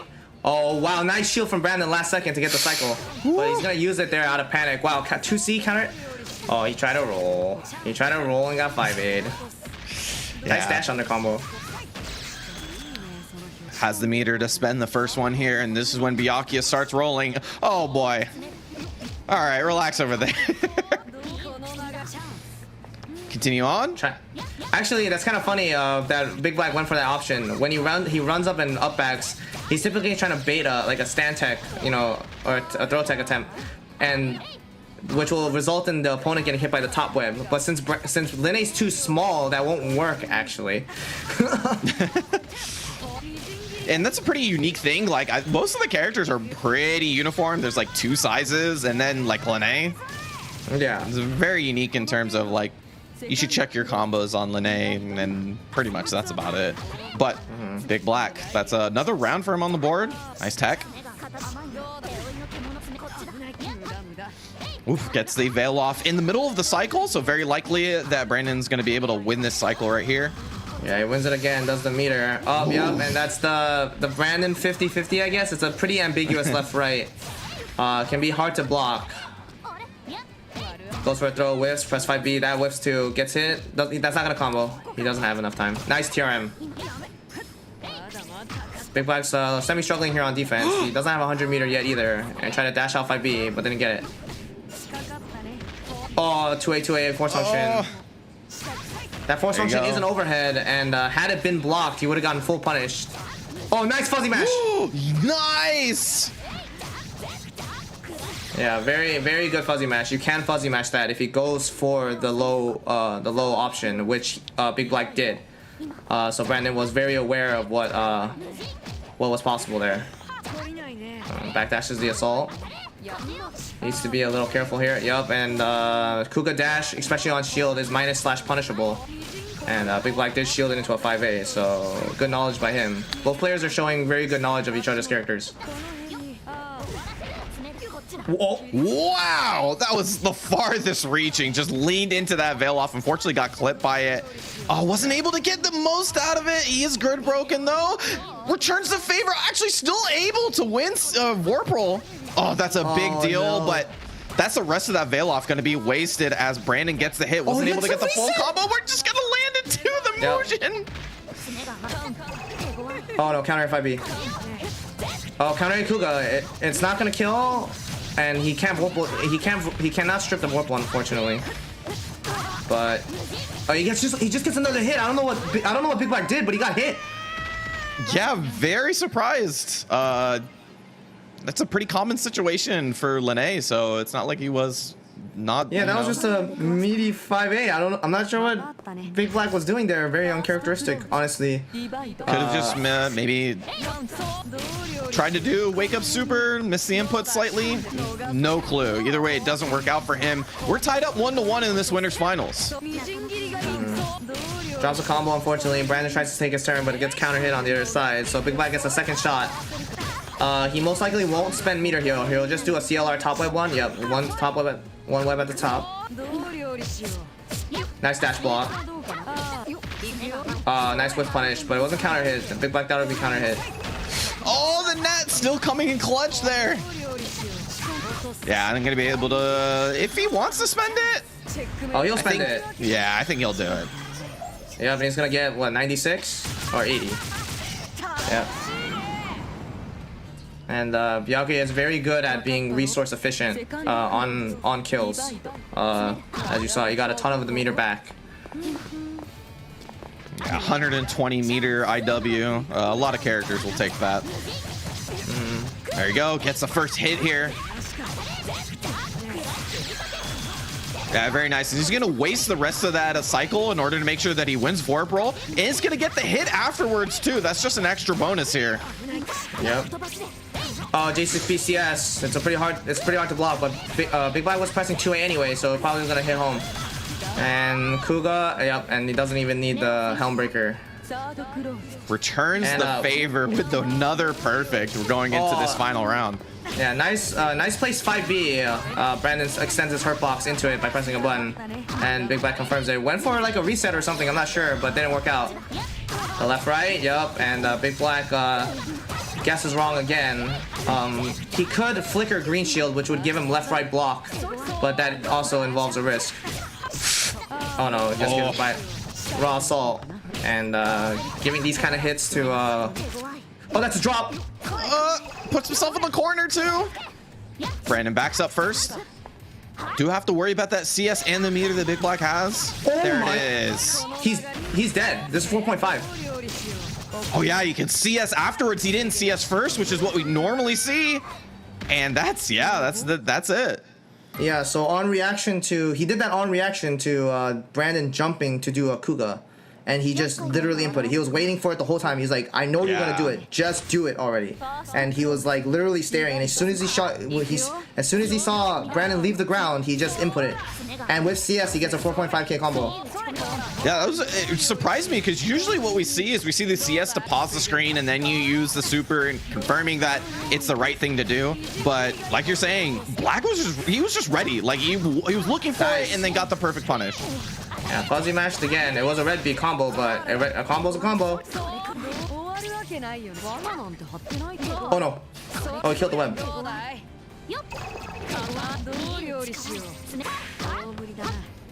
Nice block. There you go. Gets the throw. Nice throw. These are front throws instead of back throws. Back throw would be more optimal for the corner positioning, but 5B and Big Black gets hit standing, so probably like stand tech or up back jump OS or something. I'm not sure. It wasn't counter hit, so he didn't press the button.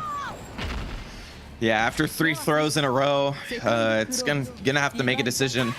You know, we always make that meme of taking the throw, but on Under Night that doesn't tend to be the case. Like a throw is about half a combo's worth of damage, so it's very difficult to say take the throw when you're eating so much. Big Black has patiently waited the first cycle, but unfortunately gets counter hit. I believe Brandon will Vorpal strip him with 200 meters since he built it here, but we'll see what his decision is. Yep, he's gonna do it. Put him back into the corner by rolling over since he has enough time anyway. Frame trap doesn't get it. Overhead! That's her best starter. Well, second best starter. The other one is very hard to get, so this is her more practical best starter. I saw red miss, didn't see a super on the side of Big Black. Yeah, it was too low, so it would have got safe jump. So the best he gets is a shield there, and is neutral, as both players traded in that scenario, as you pointed out. All right, gets the setup going. Oh no, he DPs, he bets it. Wow. Yeah, went for the big bet there on the BDP, unable to do anything on block, and is as you can see right here, getting punished for it as Big Black gets another cycle. Oh, I gotta worry about that shield right there. Oh no, they're thrown to the web. Yeah, and that's why this Oki is pretty hard to deal with. If you don't tech the throw, you will get full comboed and it just repeats. Oh, the command grab lands. It's a pretty bad combo, the command grab starter, but a combo's a combo. As long as we get to the corner and I have 3 webs over your head, I do not care. Yeah, especially considering that he already had the meter for it. Doesn't mind. Oh, just gonna take it. Nice dash block into the web. Yeah, nice dash block. Presses 2B, 8 frames versus the 10 frame 5B, so counter pokes it. Yeah, we're gonna spend the meter. Skyfang Ender. Frame trap doesn't bite. Big Black's gonna be nice and patient. He's in the cycle lead, so he has no reason to take a risk. He has the cycle now. Nice backdash. Brandon very aware of the cycle and just baited it out, but got hit afterwards. Side switch from Big Black and has that 200 meter to set up the Oki.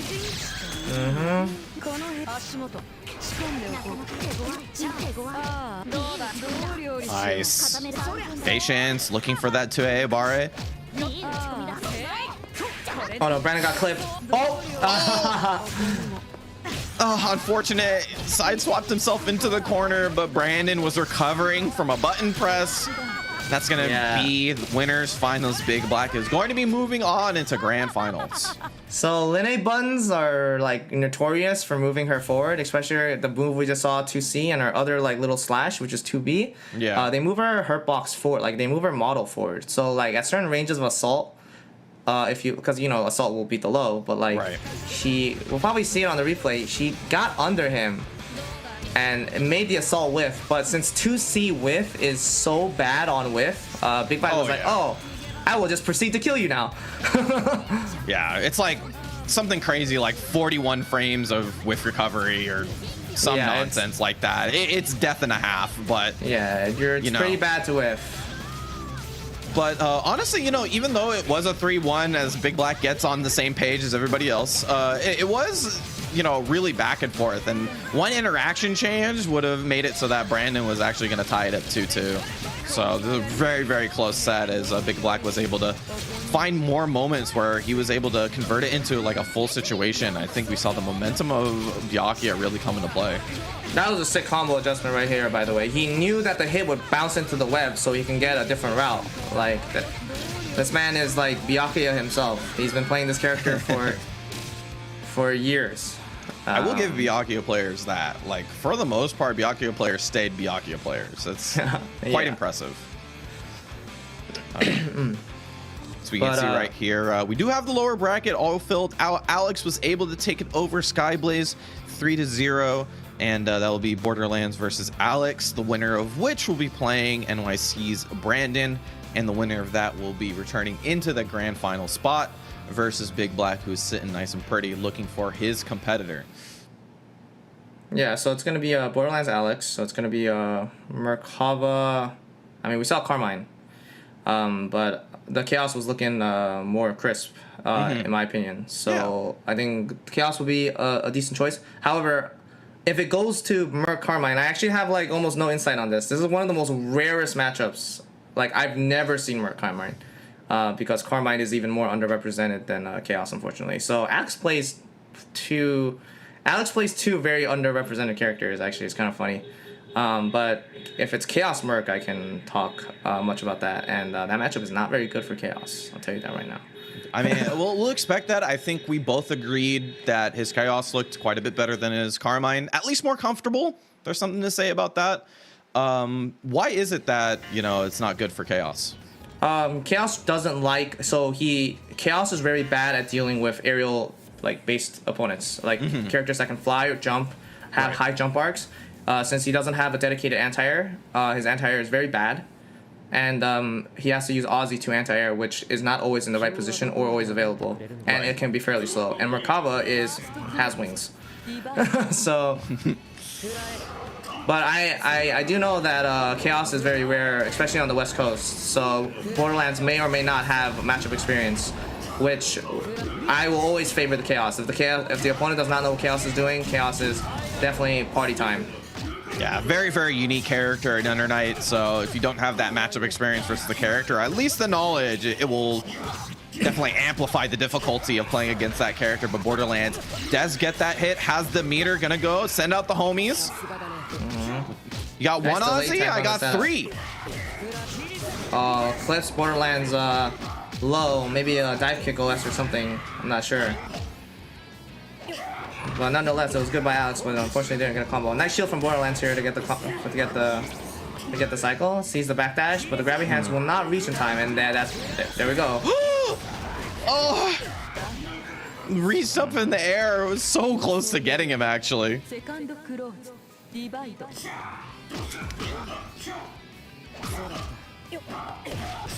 Oh, rolls through, and Borderland presses the button too early and got his button on the same side and got whiff punish on the second side. The idea was there, but the execution was not so much. And Alex is doing a pretty good job. I say that, but then he loses Aussie, but it's okay. He rolls in, presses 2B again anyway. Yeah, just those raw force functions working out. Borderlands not expecting it, but in a great position. Alex keeping the pressure out, actually using a guard thrust there to get out of the corner. Oh, clips him. Yeah, reflects the fireball and clips him. Oh, yep, but EX punchy hands. Went for the combo, didn't get it. It's kind of hard. I believe Chaos is also weird. He has a weird hitbox for Merkava combos. I distinctly remember someone telling me that. That is a punish at certain ranges, not max range. That's good to know that Alex is somewhat aware of that. Actually, that's good character knowledge. Very impressive. It is good to know, but that is 200 meters down the drain, and he's getting Oki'd. At that range, it's not minus enough. If it had been a little closer, then yes. It's not going to matter, though. Yeah, was able to find the hit, and that's going to be Alex going up early. Yeah. So had he shielded the grabby hands when he tried the IW, it would have been enough because the shield makes it so it reduces the frame data by 3. Right. So it would have been 3 more minus frames on the grabby hands, but he obviously Alex did not do that and tried to do it anyway and resulted in a block. Yeah, nice anti-air. If Merkava's floating in the zone where Ozzy's diagonal lunge will hit, then you can anti-air. But that is pretty much the only spot where you pretty much can reliably anti-air this character's Chaos. Otherwise, if that character's in the air, you pretty much forfeit all control of neutral for a certain amount of time. There you go. Finally eats up Ozzy, so he has the ability to start playing a little bit of neutral. As you can see right here, Borderlands taking it really patient, sort of like killing Ozzy, moving forward. It's a pretty good strategy to deal with the lizard before you deal with the summoner, but Ozzy comes back very fast, so... Yeah, in those moments where he does have Ozzy down, Borderlands isn't able to find that hit on Alex, and that's partly because Alex is playing defensive when that happens. Pretty standard in terms of Chaos play. Borderlands does have CS. Yep, up back Ozzy. Oh no, this is like 3.5k. Oh, that's the hit. That's finally Borderlands staying patient for the majority of this round and gets that big hit. Unfortunately, throughout the combo, was in CS still, so wasn't able to build any grid meter, but the Oki. Oh no! Pick it up! 4 seconds, CVO! He's got it. Wix, yes! It will not kill, but with 3 seconds left on the clock and the hard knockdown lasting 2 seconds, Alex just has to run away. Okay, he meated him, but you know, Merkava doesn't have a reversal at not 100 meters, so yeah. So it's completely fine. But had it been 100 meter, the meaty would have been pretty much you bet the game there for both sides. Fireball Oki gets eaten up. One more time, gets him to the overhead. Rinse and repeat. Ozzy, hit me one more time. All right, gets 4 beat out of there. Yeah, rolls through. Assault hits again. Should kill with CVO. I believe he bounced, so the combo is probably not going to kill due to the bounce duration. Yes. Oh. Yeah, jumps over the 2-2 and tries to press the button after whiffing a dive kick, but Alex is on top of it and presses a button on the whiff dive kick and trades. Yeah, I'll take that trade for sure. Alex looking much better in that second game. Just like in terms of like having control over the match, it looked way better. Borderlands has the right idea, it feels like, though. Yeah, I'm pretty sure Borderlands knows all the general like strategy ideas because the West Coast Merkavas probably share a lot of things. Yeah. But it's it's one thing to talk about it and the other thing to like implement it, right? It's a lot easier said than done. So you gotta empathize with the player here. So that is plus, so you definitely cannot press there. And Alex will go counter and confirm there. There you go. Goes for the mix-up. Nice. Borderlands, good defense in that situation. Gets a big grid break with the flip. Oh, yeah, you can't get a combo there, unfortunately, but gets a 2A meaty, and Borderlands gets hit on wake up. Bite, doesn't bite. And I don't think this will kill. Yeah, he doesn't get that pickup because the combo was too braided, and the fireballs are gonna whiff. Yeah, but Borderlands did not react in time. Still gets out of the corner, sees the red miss, but Chaos doesn't really have anything to do with that, but gonna flip underneath with force function. That is going to be set point for Alex.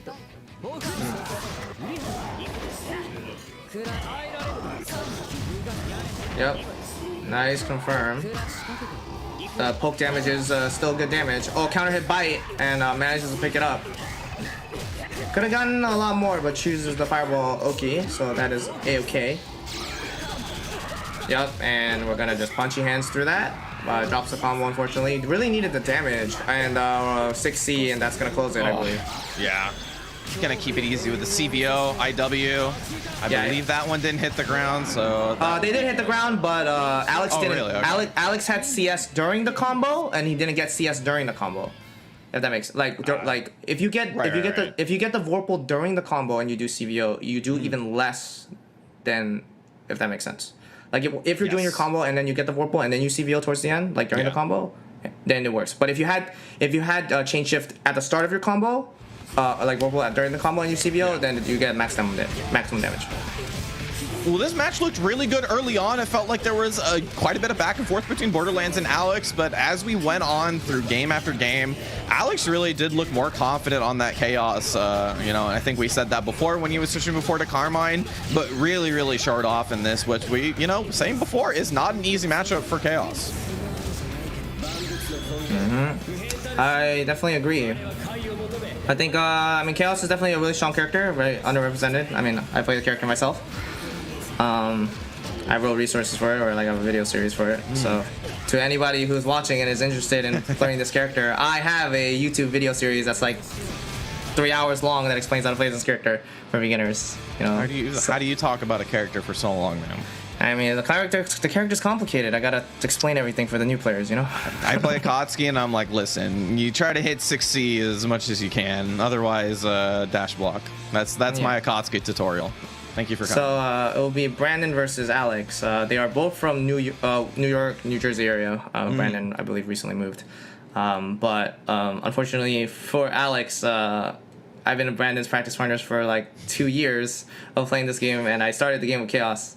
So this is going to be a matchup that Brandon is very well versed in. Like, he has over like 5,000 or 10,000 games with me on it.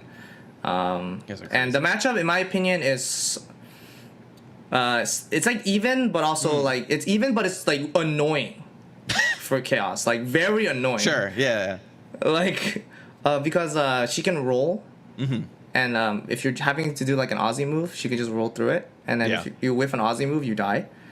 She has a double jump, and she's very fast. She's one of the fastest characters on the ground, and she has access to a double jump. I do not recommend picking Carmine against Linne because she's very small, cannot be fuzzied, or can be fuzzied, but very small character. Again, but yeah, I think Chaos for Alex would be a good choice here. But we shall see who will pull ahead. So I imagine what we're doing here is, as a Chaos player, looking to keep Linne out of her 5C, 2C range and keep her zoned out for as much as you can. Obviously, it's under night, you know, inevitably they're going to get in, but let's try to get as much damage as we can before that. Oh, no. Oh, he didn't believe in the starter, unfortunately. He didn't believe it would hit, so he rebeat it. I'm not sure. And Alex is looking pretty good, despite everything. Off to a pretty good start. And Ozzy is parked in a very bad location, and if he's parked, he becomes stationary and cannot move. So that is the risks of parking Ozzy in a bad spot. 6C hits Brandon Raw. There you go. Good patience. Brandon finally does have that meter to extend his pressure if he needs to. Ozzy doing the dirty work. Yep, and the EXTN is invuln at the startup. It loses invuln when the blade is swinging, but at the startup of it, it's invuln. So it can be used as like a pseudo reversal, as long as the move isn't active enough. Nice patience from Alex here. Oh no. Finally. Yeah, had to throw in that throw eventually. It was just at the worst time. Gonna return the favor. Fixing his grid cycle with the veil off, and that's gonna be... Oh no, he dropped! Okay, first try anyway. Okay. And Alex will go up 1 round. Oh. Doesn't punish the roll.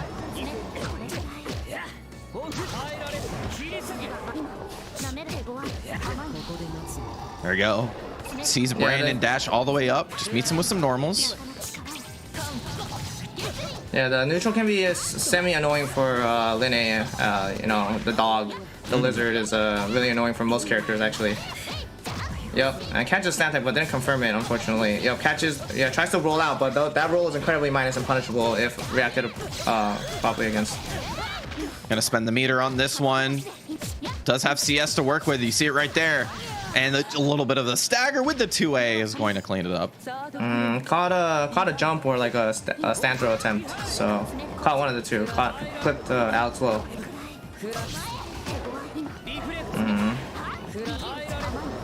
Yeah, when the reflector whiffs and Ozzy is like kind of inactionable, that's like the go sign, and Brandon is well aware of that, as you saw. Guard thrusts him in the corner. Brandon wants to keep him here, so but gets veiled off, unfortunately. Yeah, I did like the guard thrust though. I mean, it was early in the cycle, so it wasn't that big of a deal. But yeah, after the grid break, now it's a little bit rougher. However, after this now, if we deal with this CS cycle, he does have 200 meters, so he definitely has the ability to make a comeback. Gets a pickup. Nice combo. That's what Brandon's known for. Does he spend the meter here? Oh Yes. yeah, that would have been 4,000 had he not missed the Skyfang Ender, but still got it. Green Shield doesn't throw it. It's kind of hard to react there. Nice patience from Alex, but gets thrown unfortunately. But a throw is not too bad. But eating a few more of these might result in a death. Nice smash out by Alex. Gets combo. He's gonna put him into the corner, I believe. Oh no, missed his jump. Unfortunate, but he does have CS here.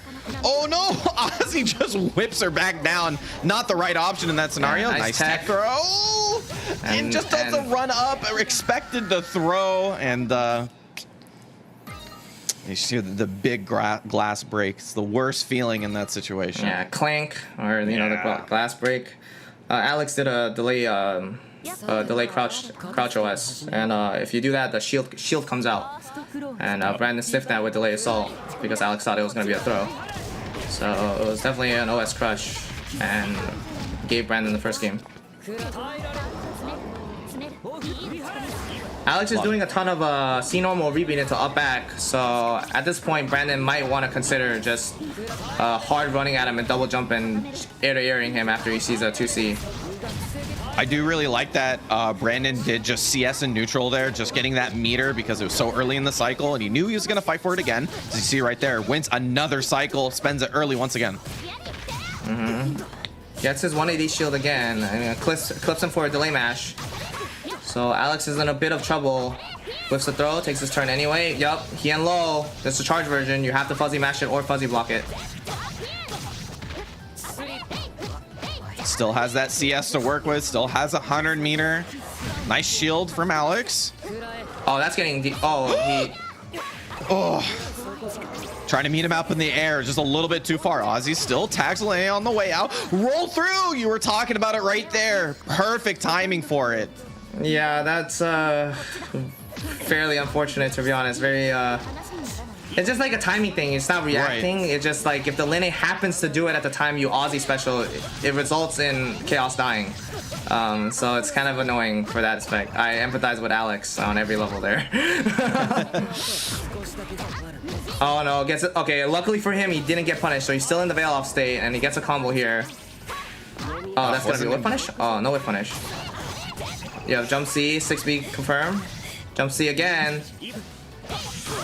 Unable to get the full combo here. Does have that 200 meter. Jump back Ozzy. That's gonna be it for Kuga. Oh, it was on the wrong side, so the J went the wrong way. So this might be a guess. Okay, so he stayed same side.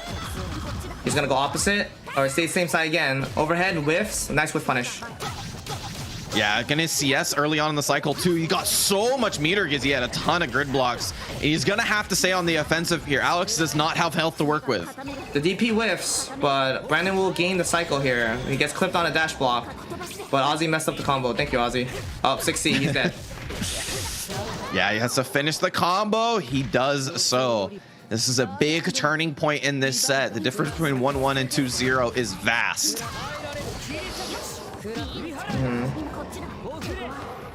Rolls. Yeah, with the 2C. I don't know if that was a punish or Brandon tried to press something. I'm not sure, but 2C does have insane recovery. There you go. Gets the hit. Keeping on in the pressure here. Yup, ADP. Nice. Wasn't able to get the full confirm, unfortunately. Yeah, he messed up the timing on the ADP into the EX Skyfang. Or Dragon Fang. Nice throw. Oh, this is caught something. It was a counter throw. Oh no, good break throw. Uh-oh. Alex, okay, and Alex is still trying to be patient. Up back Ozzy, he's trying to get out. He's trying to fight his way out. Okay, he's made some distance, which is good, but Ozzy is dead. Dash C, roll. He sees a DP, no. Oh, and he gets low crush. And he gets low, he's dead. He's dead. There it is. Oh, great way to eat up that 2C with the jump back Ozzy call. and that's going to be tied up 1-1. Alex saves his set, man. Let me tell you, it is a real big difference between 1-1 and 2-0. So making that game back before it's too late definitely does a lot for your mental. Yeah, Brandon is pressing a ton of 2C when Alex is low crushing him a lot by doing rebeat up back button because Chaos naturally likes to like rebeat and then jump back, as you can see right here. So pressing 2C is kind of risky because Chaos naturally likes to be in the air, and then the lizard will whiff punish the 2C for him actually. So needs to be really careful about that. But Alex is doing a pretty good job of keeping Brandon out.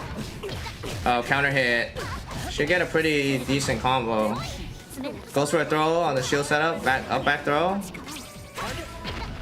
Oh, gets succeed. That's it. Okay, that's not it. Whip punishes. Drops the combo. Yeah, not quite. Brandon still has a chance here. He does have the meter, but gets tagged by Ozzy. That's pretty much the story for that entire round. Alex with great keep out. And Brandon's going to be taking Alex to the corner. Yeah, TK Kuga's plus. Yep, too much shielding there. Yep, and Alex gets clipped low, trying to do something. I'm not sure what exactly it was, but Brandon sniffed something out. Yeah, with Salt J baits the veil off. And not only gonna lose the round, but loses all of his meter as Brandon goes in with a full stack. Alex goes in with nothing. Nice round start roll, gets through Ozzy. Big deal with that 200 meter. Don't worry, Alex, I empathize with you on every level here. These chaos sympathizers. Don't worry, Brandon, I'm with you. Roll through that Ozzy, deal with it. Nice, converts off the EX Kuga. Nice smash. Oh no, but that's a whip punish. Yeah, he missed the meaty, and then, I mean, regardless, it was probably gonna get DP'd anyway, but Brandon saw a whip, so he's gonna take the whip punish instead of the DP. Doesn't build that 100 meter. He needs to extend the combo, so this is one last chance for Alex, especially with CS. No, Mugen doesn't get the punish. That was his chance. Still in the corner. Oh, rolls through. Yeah, no, that's still minus, unfortunately. Even if you roll the Kuga, you're minus, and Brandon can act Linne can act first. That's why roll defensively is actually a pretty mediocre option most of the time, unless your opponent is assaulting at you and you're in the corner. Then you can roll under them, and you will be minus, but you can get out of the corner, which is the most important part. Right. So had Alex done that on the assault earlier, it would have been very good, actually.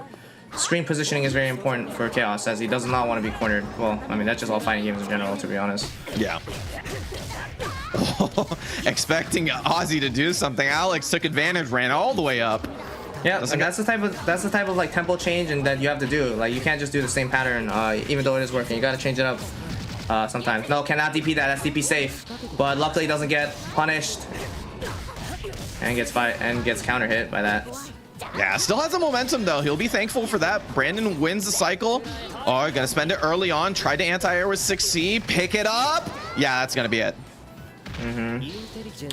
Nice round by Alex. Yeah, He's even a slight with meter deficit, but it's whatever. He'll build. Yeah, exactly. A good amount of meter. Wow, mashes 2A immediately after blocking one. Oh, that was a nice combo for side switch and corner carry, but Ozzy's in a weird position. Trying to use that 6C to space out. Grid break's a huge deal here. Oh yeah, try to challenge after blocking assault plus frames and got counter hit by 5B. Yeah, it worked last time, but this time Brandon pressing a button right after the assault using his plus frames. Brandon gets smashed out again after blocking a charge assault. It seems like Alex is very content with. Oh, where's Veil off? Oh, Veil off. Nice. So often we see that monkey see monkey do Veil off, but this time Brandon's gonna punish for it. Gonna spin the Veil off with the IW. It's gonna be very close. Oh, just it needs one more hit. Nice tech. Oh, stand tech attempt. And Brandon will. Yeah, Brandon's meter is gonna run out, so he's just gonna opt for the regular combo. Oh, it's gonna get CS. Vorpal, there it is, right there. No. Yeah, that doesn't work because in most cases in modern fighting games, when you hit the opponent when there's a fireball on the screen, the fireball will disappear. Unfortunately, Ozzy's fireball doesn't count as Chaos's fireball. So even if you hit Chaos, Ozzy's fireball, which is on screen, will still hit. So in that scenario, it was actually very good by Alex to bait the DP there, as he had the, you know, the contingency plan. It is certainly a 2-on-1, the very essence of it. Got to deal with both characters. Nice, just avoids that jump C. Brandon does have the CS, you see it right there. Rolls through the 6C, doesn't get the full combo there, but oh no, that's Alex getting the confirm, has a 100 meter. Now that's a big deal, especially with the CS, gonna keep it away from Brandon for at least a cycle. Counter hit 2B. Wow, you got the far confirm too. The combo's gonna last long enough for the Warble cycle to go over to Brandon. Nope, can't do that. The 5B recovers the time. Yeah, unfortunately, Chaos is one of the characters that doesn't get to do much with the red mist. Doesn't have really anything invincible to blow through it without IW. Yeah, it goes opposite. Yeah, it goes cross up, and Alex will not block cross. And Brandon's match point, but it's still the last game, so Alex can still win. Yep, that move is an insanely good anti-air. Yeah, I mean, one of the few characters that gets to hold back an anti-air at the same time. 4BC is just, you know, such a strong tool. And the 60 hits. No, past the block. Yeah, knows better that time, but it's gonna get all of that meter. That's a big deal. Yeah, whips the 2C. Tries to get the cycle, gets clipped again. Brandon's getting clipped a ton in neutral here. Oh, Ozzy went the wrong way. Whiffs it. I assume there's gonna be a 6C here soon. Tried to get in with the XN. Nice 6C. Gets the full combo as well. Well, not quite. Gets most of it though. Ozzy right on top of Lene. Gets the big grid break. This is the comeback momentum for Brandon that he needs. He's gonna EX can. Oh no, that's death. Little bit late on the EX Cougar cancel. Maybe trying to bait a response from Alex first and getting him to hit, but either way, Alex responds well. This is going to be set point. Brandon's just gonna wait for the cycle. He has like 8 grid blocks. He's got it, and he sees that DP. Yep, good response. Has that 200, just needs to find that hit. Yep, grid break. Alex might be in a little bit of trouble here. Counter hit!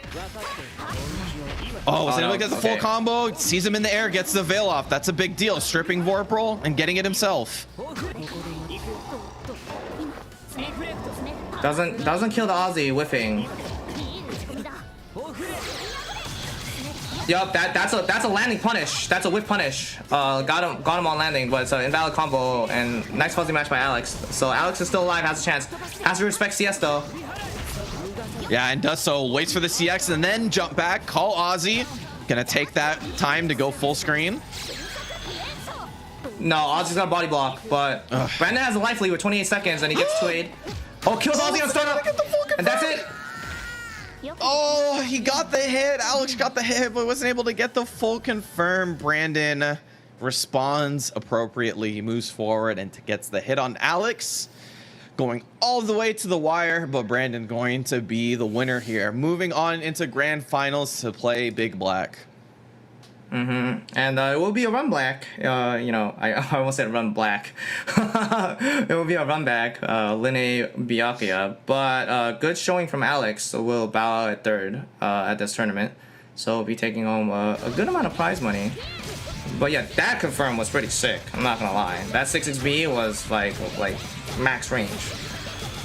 But yeah, Alex's zoning pattern was very good against Brandon. Brandon kept pressing like 2C, and Alex was like, if you're gonna keep barring 2C, I'm gonna just keep up backing and doing this Aussie sequence, and you're just never gonna. Nice roll there. We talked about that as well. Yeah, I mean, it really felt like Alex had his number in terms of the spacing. For the most part, Ozzy was doing a lot of work, but Brandon, every time he got in, it felt like got so much. I mean, there's the one sequences where he got like 3 throws in a row, a grid break on top of it. It might have totaled like 5K and just throws alone. And that's one of those things that, like, Lene is a great strike throw character. Her throw animation looks like nothing, so it's very hard to tech throws without reading it. Yeah. And her natural pressure that leads to, which usually ends at -1. Chaos doesn't have a 5 frame; he has a 6 frame, and his fastest B button is 8 frame. So Linne can really bully Chaos in terms of frame data. So a lot of Linne's pressure, which would be considered fake, air quotes, from minus frames, are actually even compared to Chaos. So yes, when yeah, you're correct that when Linne does get on top of Chaos, it is pretty annoying for Chaos. But I mean, both our competitors are right here for our grand finals, and the one loss that NYCZ Brandon has suffered is to this man himself from Florida. So we're gonna have the run back here in the grand finals. Now it is 1st to 3 grand finals, so for the people who are tuning in and don't know how this works, Brandon must win 1 set 1st to 3, and if he wins, they play 1 more 1st to 3. But if Big Black wins 1 1st to 3, it is game over. Big Black just has to win 1 1st to 3. Brandon has to win 2. That is Big Black's like reward for being in the upper side the whole time. Right. So Big Black, technically, you know, we would give it more towards Big Black because he has more time to get data, adapt, etc. But there are tons of stories in fighting games where the champion has been crowned from the lower bracket anyway. So, especially when you're hot, like, because you just get to keep playing. You know, like you just keep playing while the you know the person waiting has to wait, so he gets iced a little bit. So Brandon gets to keep playing warm up all his combos. Meanwhile, Big Black is like, hold on, what are you doing? Yeah, and you know, honestly, a lot of the times with players like Brandon, who's very much like sort of a guy who likes to feel his game out. I mean, obviously a lot of knowledge, but sort of makes decisions based on those sorts of feelings. That momentum that he carried from the losers or the lower bracket might be enough. However, Big Black has been a looming wall in this bracket, and nobody's able to get over it just yet. So we'll see if Brandon is up for the task.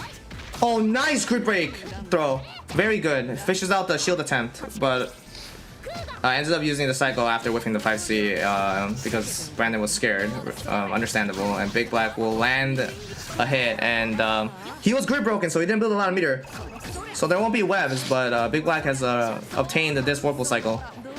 Yeah, Brandon needs to take advantage of this situation right here while he doesn't have meter. And, well, Brandon has meter on his side is what I mean. Oh my! Force function at the perfect time! Oh, you hate it.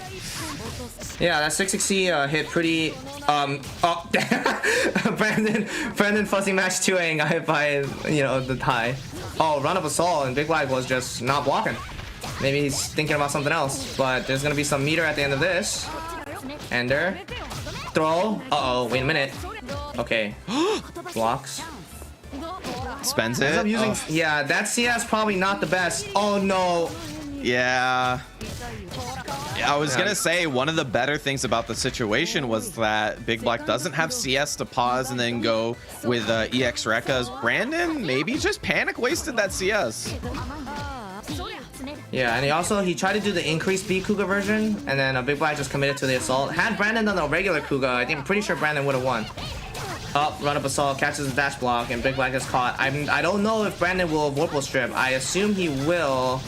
Yeah, he'll do it. And he's gonna roll over. Yeah, back to the corner. Nice tech from Big Black. But when you're in the veil off state, your grid generation is doubled. But it doesn't matter if you get thrown though. So the cycle will go over to Big Black. Catches the 2C mash with the 2B. Oh. Tech forward, takes the corner positioning. Big Black real confident in just sitting on top of his own net. Yep, it's a safety net. Assault, throw, yep, and Big Black's throw tech defense is on point here. Brandon's gonna have to change it up or go for TRM or something. Big Black has definitely got Brandon's number on his offense. Yeah, I mean, Big Black played that perfectly. He knew he had the advantage with the grid blocks. He had like 4 grid blocks to almost 0. So pretty much throw was like the only way he was gonna have any chance at that cycle. And so just sit back and relax, wait for your moment, and that's first game to Big Black.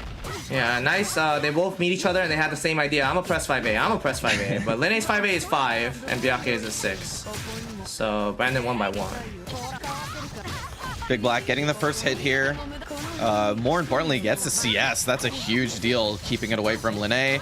Wake up, press buttons, gets the hit, goes for the cross-up combo to take the corner positioning. Just don't worry about that CS on the side of Big Black. That's kind of the big deal right now, and it's curbing Brandon's aggressiveness. Yeah, he's gonna do the Rekka CS, goes for the command grab, and Brandon presses 5A and whiffs, and then the command grab net hits him. So this rewards Big Black pretty much a web setup, and one hit will pretty much kill Brandon, and he's dead.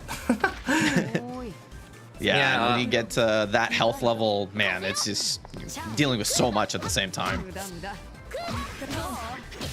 Yeah, these Kuga, so the lower that Lene does the fireball, the more plus she is. The reason why Brandon's doing it higher is because, again, Byakuya likes to press lows. So had Byakuya press a low, it would have low crushed. But the downside to that is since she's higher, if it gets shielded, she will be less plus, or she can't take her ton, even minus at higher heights. So there's trade-off here. Nice 2C. Oh, wasn't able to get the full combo, but the spacing was there. Sees the red miss. Easy EXDP. Goes for a throw. Whip save, press 5A, takes his turn. Kuga, yep. Tries to go for a throw on the dash block, but Brandon doesn't get it, and he's gonna go to the corner. Yeah. And oh, no, nothing afterwards. Does have all of the control, though. Yeah. Counter hit. But no confirm. Big Black has the life lead and Vorpal. You come to me. Rekka CS inbound very soon, I believe. Oh, that was the dash 5A, I believe. Oh, this is actually in the realm of possibility now. He's gonna get the life lead. He's gonna spend it all. That might whiff. Yeah. No! That's unfortunate. That is mad unfortunate. And then IW back. Because I'm right back at you, buddy. Byakuya players, man. I swear. This is Byakuya players. They're just like, eh. Watch it. Right back at you, buddy. And Big Black is up 2-0. And you know, I explained before, he just has to win 1 first to 3. And if he wins this game, we crown our champion in North America. Yeah, and you know, we were mentioning, I think with Alex versus Brandon, there's a huge difference between 1-1 and 2-0. And losing it on the drop, not even like losing it just like buttons and stuff like that. Losing it to a drop really hurts. Yep. And first Vorpal cycle to Big Black, and it's gonna be a combo end. Nice. Shield. The web is really, oh no, it gets counter hit. Oh, There's gonna be web OK since Byakuyas tend to like to do the web OK now in CLR when they're about at 170. That's the break point for them to want to do it. If they're not at that value, they typically do not opt to do the web setup with the meter. Yeah, wake up DP. Brandon is willing to do it. Oh, nice. Confirm, yes, and gets the cycle as well. This is his turning point right here. We do have to worry about the time though. We only got 35 seconds left. Oh, wait a minute. Wait a minute. He's looking. Oh, okay. 1 for TRM doesn't get a DP with 6B. Give cycle up. That's a big deal. Does have the life lead though. Brandon backs up. Brandon has to be very careful here. Oh, oh my. Oh my God, they're both standing in each other's range. Oh, Brandon jumps back. He panic uses CS. No, the gap's too big. Oh no. Yeah, the gap is too big. The range is too far. It's not gonna make it gapless.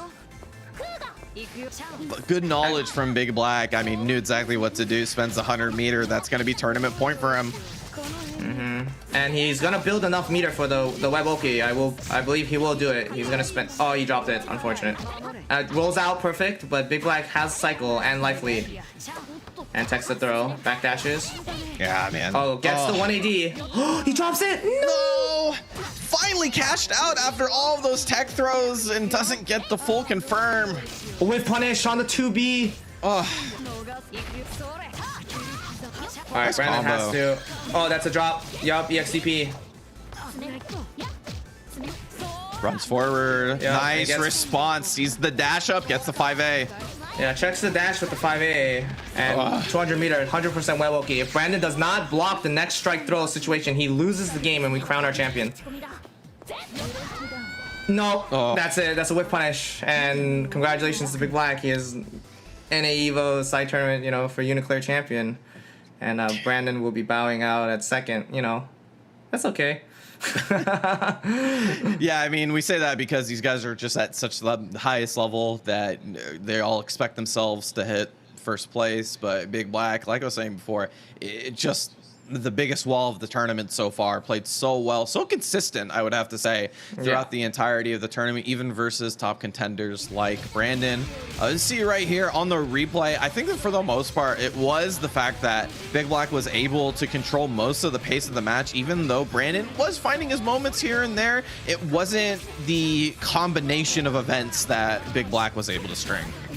Yeah, it's just the matchup. I believe this matchup is considered even again, but like the problem is like Byakuya's reward is so like good, and I feel like Brandon's neutral and like patterns, like offensive patterns, weren't like good enough to break Big Black's defense. Big Black is very patient, and he's willing to wait.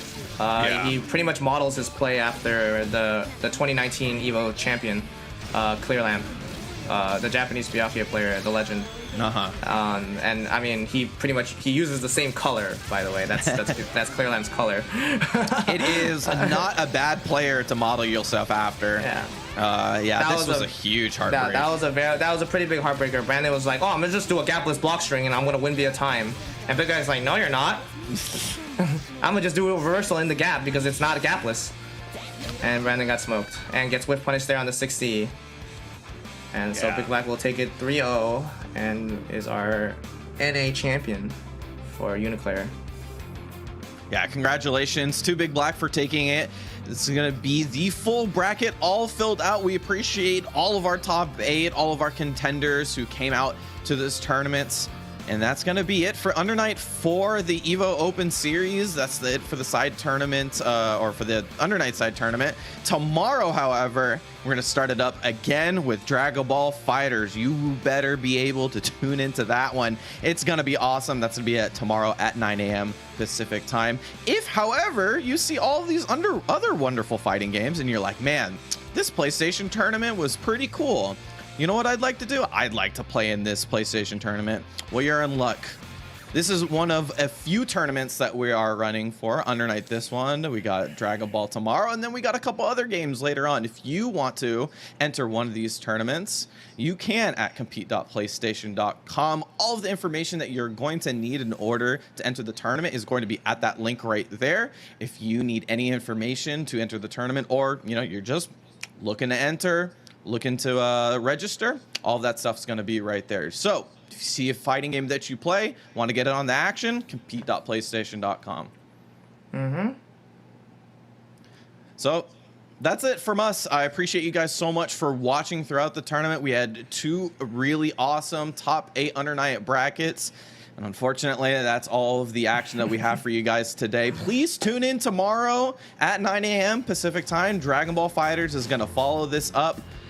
But from here, we really thank PlayStation, EVO for putting this together. This was a phenomenal tournament. I enjoyed it so much. I got to give also a big thank you to Gosada, bringing all of the knowledge and expertise. I really couldn't ask for somebody else or a better co-commentator because I'm just loud, man. You're bringing up all the smarts. So thank you. Thank you. so much compliments, honestly. Thank you. I try my best. It was fun. Thank you so much. And that's going to be it from me and Gosada. Thank you guys so much. I'll see you guys tomorrow.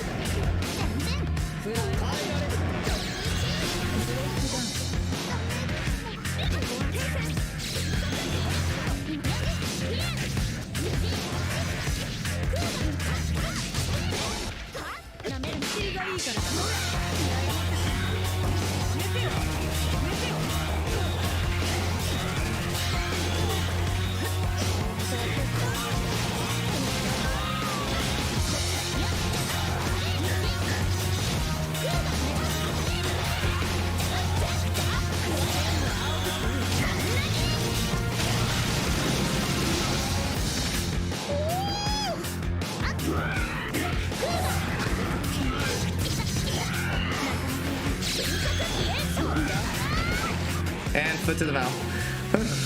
Oh man, the dive kick from downtown.